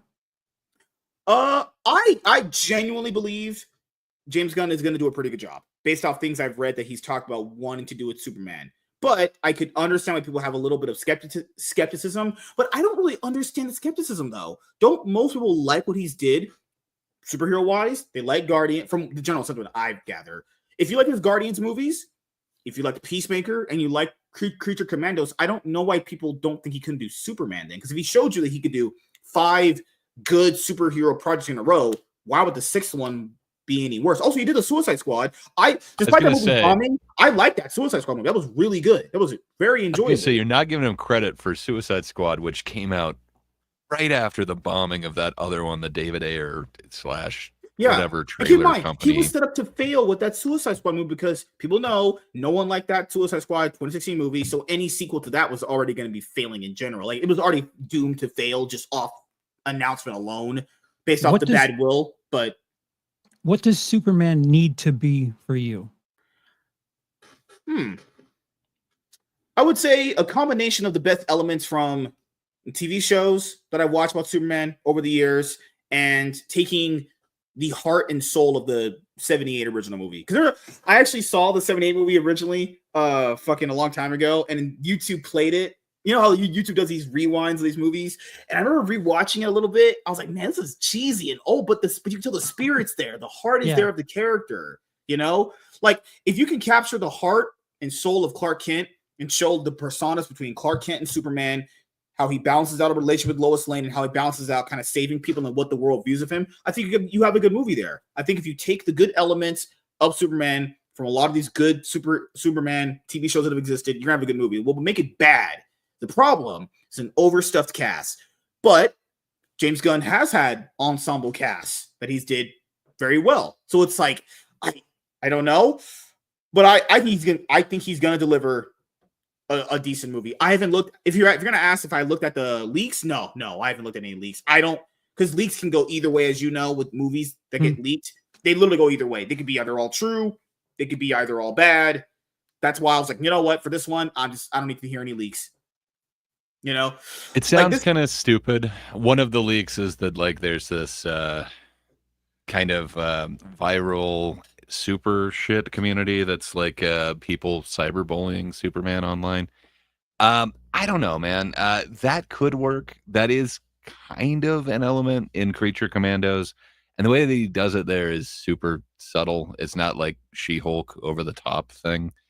I think he could handle these quite well, and I think it would just be essentially like, what if the public isn't fully supporting Superman, which has happened numerous times throughout the comic run. I don't understand. That makes perfect sense. If like a lot of people back in the day, years ago, were like, we need our superhero movies to kind of reflect reality. Guys, in reality, if anyone's listening to this, if Superman existed in the world, all of us would be scared of him because we would think he would kill us all because he's literally indestructible. That would be a general concern I would understand what people having with a superhero. Wouldn't the draw of having a Superman character be like we've had meta. We've had plenty of meta. The character himself is, it should be sincerity. It should be hope. It should be hokey. Right. Because I think if you want something that's meta, you go to Iron Man or something else. But with as much dreary nonsense we have in the world, Superman would be, I don't know, like you said, the 1978 version. Like make it hopeful and just balance it out. I think with Superman, it all needs to be a balance. If it's one or the other, it makes it feel uneven. Like Man of Steel. Man of Steel was way too just dreary, depressing. That's not even really technically Superman if you want to argue on a comic level. Like Superman Returns. But what about BVS? Yeah, that's shit. With Martha. Why did you say that name? Oh God, fuck me, that movie is so bad. Oh, so you don't like Zack Snyder is what you're saying. Zack Snyder is the greatest film director of all time. Truly one of the directors to ever direct a movie. He sure can. Charles, there's that character again. I was asked a really weird question the other day when I joined somebody's stream. 6 inches.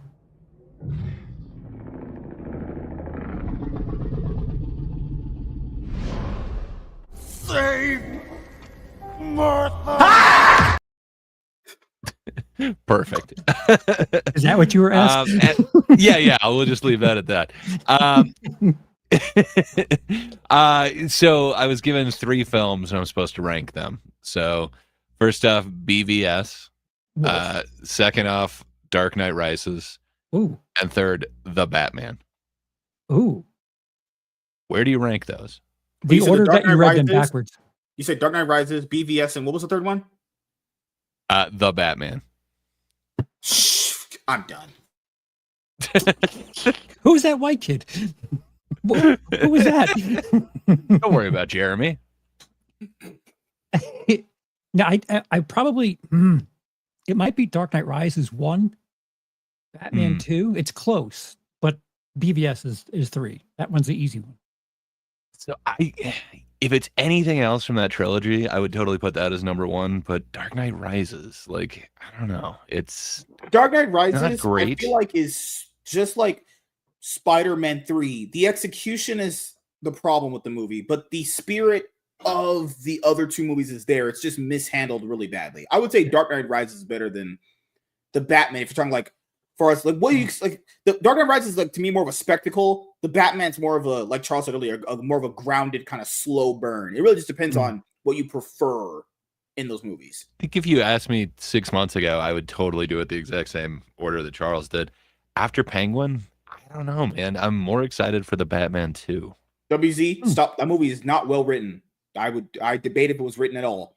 It's like the Return of the Jedi of that trilogy.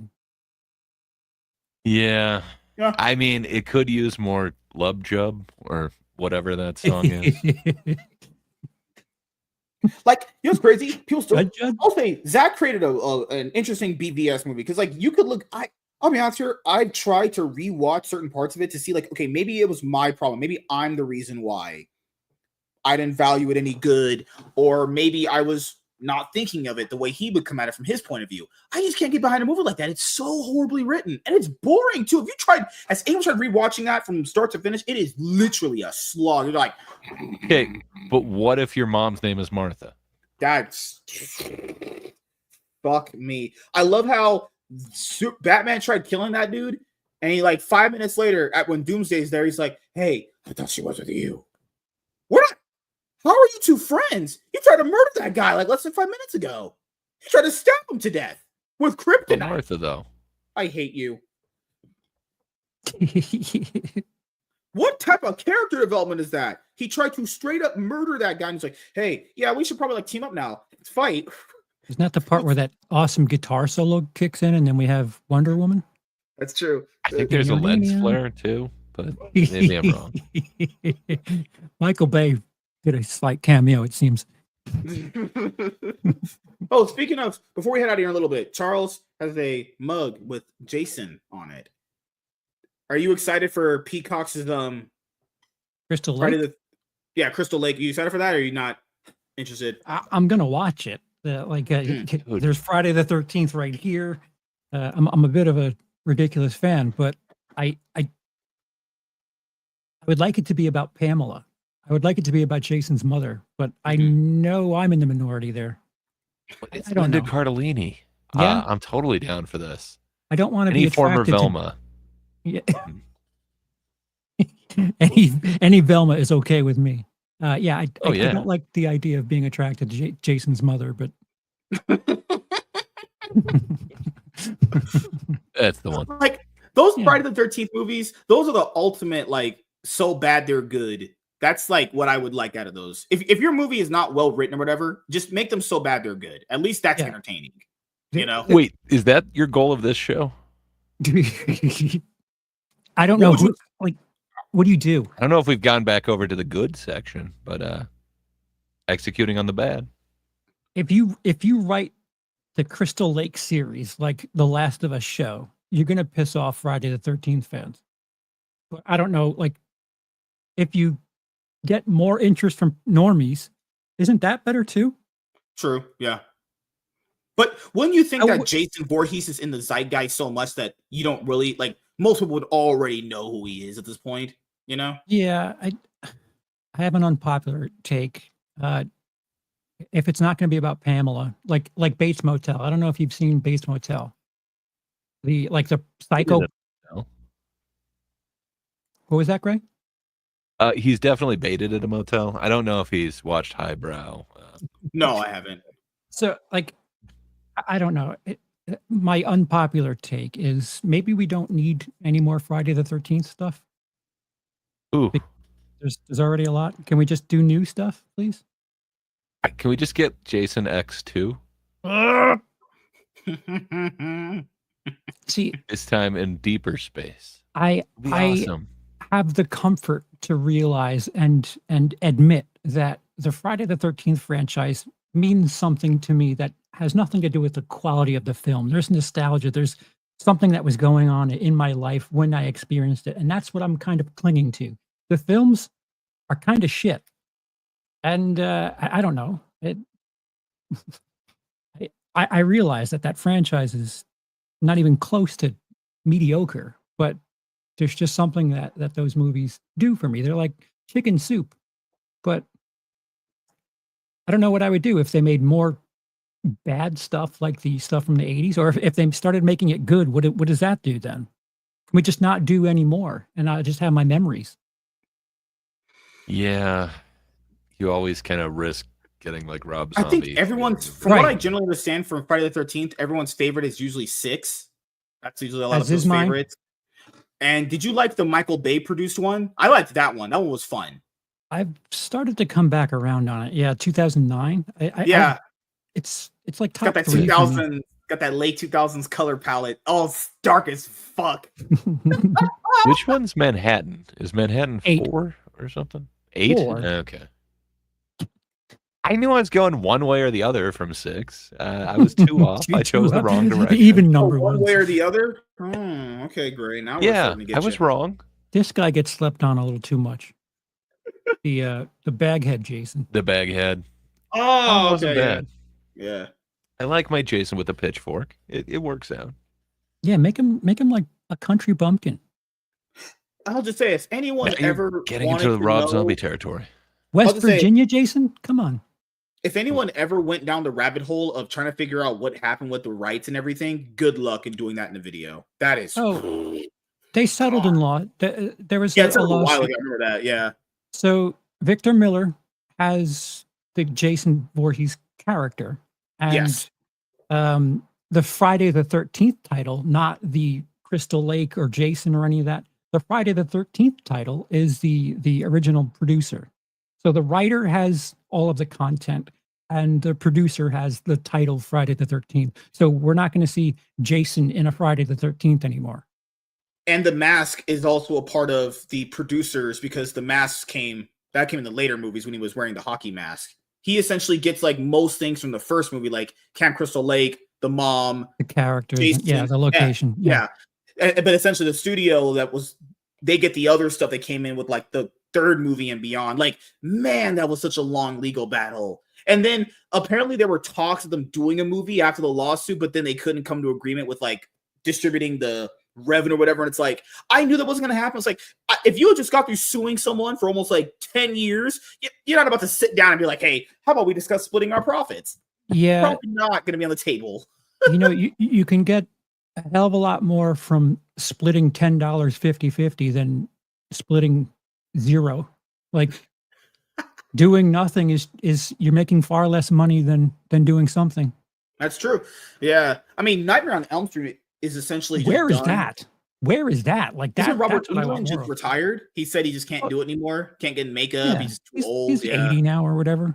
Damn 80-year-olds. Fucking hell. Thank God Tom Cruise is still doing what he's doing. With the modern CGI and things, I would love to see like a hybrid Freddy movie where there's some CGI and some practical effects, because all those dream sequences are really creative. What other horror franchises out there that you think hasn't been getting any love lately? I know Child's Play, they had a couple seasons on Sci-Fi. Did you ever care for that, or you just didn't like that? You won't like it, MSK. Oh, I don't like Child. I mean, it's not for you. I'm not watching Child's Play. That shit is too freaky for me. They like the rainbows. You're not an ally. I'm good. I am good, honestly. Final Destination is Oh, coming you're this right. week. That's coming out. Yep. Mm-hmm. I hope they don't screw that up. I'm pretty sure it's going to be #1 this weekend. But Last appearance for Tony Todd in a movie. Yeah. So He didn't look very healthy in the trailer. he did not. But hey, he kind of plays death, so it kind of makes sense. there's a live Rush Hour trilogy compilation stream going on. Oh my God. It's so funny how people have never watched these classic movies and seeing just the live chat just react in real time. That is the most hilarious thing. Like, are we keeping you? You're watching something else while talking to us? Oh no, remember the part in Rush Hour 3 where he's like hanging on that lever or that fucking rail, and he's like, black people don't fly. It's like, what the fuck? Just the most random humor ever. Holy shit. But yeah, we do have to head out of here in a little bit. I gotta get some stuff done as far as like, well, I would say banging my wife, but she doesn't exist because I've been lying to you guys honestly about that. No, I'm telling you, buy into it. It just believe the lie and adopt the character. Oh, I believe the lie. There's no question about that. Yeah. You got to make it more extravagant, is what I would say. Because there's something there. Genuinely, there's something there. Charles, we'll screw you. Do you have anything else? Do you have anything that you would like to say to Gray? Do you hate this man? Do you want to take his clout? No, I'm joking. But in all seriousness, do you have anything planned coming up that you would like to let the audience know about that you're working on? Are you doing YouTube content, any live streams? I steal Gray from you every weekend or so, discussing show business, box office stuff. So yeah. Sometimes there are parallel streams that we talk about stuff. Hell yeah. Do you generally think Thunderbolts is flopping right now? Because I think it's doing pretty bad. It's doing awful. Based off the No. budget and the marketing, It's 56% down. what was the weekend 2 drop? It was 55%, right? 56%. Okay. That's fine. That's normal. Yeah. That is completely normal. They're already at 271. So wait, let me ask you this. Yeah. If it does the same amount of money as Captain America did, Brave New World, is that a success or a failure? Well, if you go off the reported Brave New World budget, then that's probably just going to be a break even, which is not a success, I would imagine, in the studio's eyes, because it didn't make them any significant amount of money. Because don't they have the same budgets, right? They both are 180s, right? Were they the same budget? That's what they say. If you believe the rumored budget, if you believe the budget published by the studio for Captain America: Brave New World, they both have the same 180. So if they put $100 million into marketing, that means they're both 280. That means the break-even point is what, like 450? Lowballing it, honestly. So Brave New World did 360 to them. Sorry, Gray? Sorry, they said 360 to 450 is what they had said. The break. Oh no! Damn. Yeah. So Brave New World did 414, and Thunderbolts is already at 279. Yes. It's going to make over 414. Okay. So I think that's fine for a movie that I didn't know anything about 3 months ago. Mm-hmm.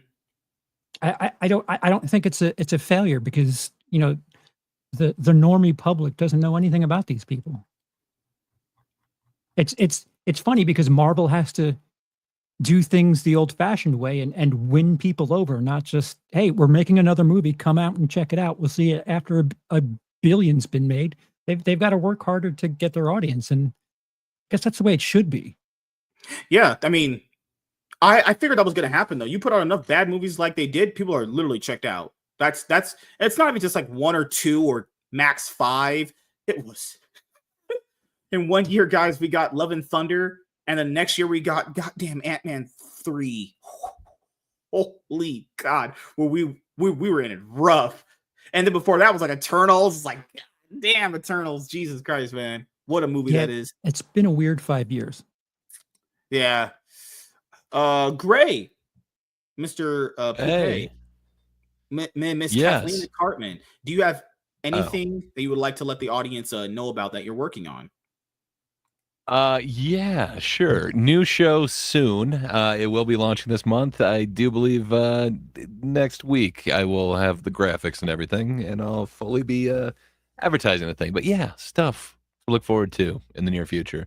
My channel will be revived from the dead. We're launching a new season, and I think people are going to respect what we're doing here. We're going to give them quality over quantity. Your channel just won't be all dedicated to Dane from actual fandom like it was before. You were a bit obsessed with him, but I agree. You had to take him down. You slayed your dragon. Sometimes you become what you hate. You stare into the abyss, and it takes over you. But you know what? We're getting out of that, and we're doing something completely different for the future. I think it's going to be good. But hey, if you just can't get enough of me, I'm on the internet most days. You can probably find me. But yeah, if not, then go over to YouTube at That Darn Kidda for The Thinkers every Thursday night. It's good times. Hey, whenever Gray would go off on Bob, that was always hilarious. There's this viral short of him going on, not going off on Bob. Bob asked him a question, and it's like when the college girls get asked about white privilege, and they say white privilege and white man, blah blah blah, and then when the person says, "Hey, what can a white man do that I can't?" and then they have no answer, they just have to reboot their NPC brain up again. That's what Bob did to Gray's question. Gray was like, "Well, what makes you any different than the people that you don't like?" His whole brain shut off. It was magical to see. So Gray did a good job there. I can give you a bigger salary every once in a while. That would be nice. I would like to be able to supersize this next time. If Michael Jordan played basketball against a toddler, would you give him credit for winning? Oh, okay. Now I see what you're saying. Okay, I get it. Yep. I mean, is Great. he That's gonna how dunk? MSK became the top G. Does he need to dunk? Is that the? To I be mean, fair, I'll give was him it really a credit if he dunk? does. Was that a dunk or just an easy layup? Just because I ain't see it, honestly. What am I doing? Tomorrow after my show with Laps Comic Fan, James is gonna come over to put it in. No, not his dick. I'm not gay. Your wife? Wouldn't that be a situation? I'd throw her out on the streets. No, I gotta so put in my back new to the PC. chair then. No, You I can gotta hold put the in my camera. I'm putting in my new PC. I need my new PC hooked in. I'm gonna take this one, put it to another side of my house. I'm gonna still use it for like all those things I need to still use it for. But yeah, can't wait to stream League for hours on end after I have a new PC that can handle it better. Right, so I'm gonna help you with your character. You're getting a new PC to stream your wife's OnlyFans. That is the in-universe reason for a new PC. Not to play video games, because that's nerdy stuff. That's for losers. That's what. Come on, the that's what- webcam is high def this time. Yeah. yeah. Keep in mind, she pays the bills, and I have to, can't get a tent to camp outside some nights. That's how it should be. Pays the bills. I still can't believe Amaranth lick has a the husband stench. that is allowed that. The fucking husband allows her to just. Good Lord. Don't wife up whores, please, guys. Stop it. It's just. Hey, I'm surprised my wife, who's a whore, did whore things. What if you whore up wives? Yeah. Have you ever thought about that, MSK? Wasn't purchased a Maybe year that's ago. the move. Purchased in December. I don't know. Like, if my financial or our financial situation were greatly affected by, just doing things in front of a webcam and no one else is there. I don't know if that's the worst thing in the world, because you know where they are. You know that they're not. Yeah. I'm not saying that I would only feed as an option. I'm not saying that it's something I would do, but like if we went from an apartment to a 5-bedroom house, and you're like, just for doing is that technically like selling your soul to like a devil or something? Hey, I sold my soul for a 5-bedroom house. I mean, it's not your soul, just the soles of your feet and those little tootsies. Oh God, God, man. Hey, she only just sleeps with black guys in front of me. It's like when the Destiny was playing, we was streaming, and his wife was dancing with another black guy behind him, and the song was the "Hello Darkness, My Old Friend" started playing in the clip. And then, come on, man, that was just a dancer. He needs and then apparently to dance. he ate like some other dude's jizz out of his girlfriend. Like, oh shit! Wait, what? Ate jizz out of another dude's girlfriend? Snowballing? Is that what it was? Is that what it is? Oh, God. Essentially. Yeah. See, for your character, you need to know all of these terms. You're right. Just use them without like. What's the medical term for that, MSK? Come on. If you lick another guy's jizz out of a girl, go to church. That's or all even better. Even better, make up your own terminology. Like that's what it means in the MSK universe. God, MSK, you strike me as one who'd be familiar with belching. I'm not into mayonnaise licking. I'm more of a ketchup eater. That's just me. Oh. During 5 to 6 days out of a month? Oh no. I mean, do you dip your ice cream in fries? Depends. People do that. Why would you dip ice cream? Shouldn't you dip fries in ice cream? People take like ice cream. I am American. She's that cold to you?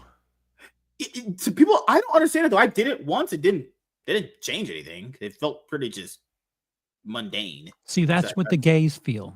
So you've come to understanding. Oh God. See, it's only not on Tuesday.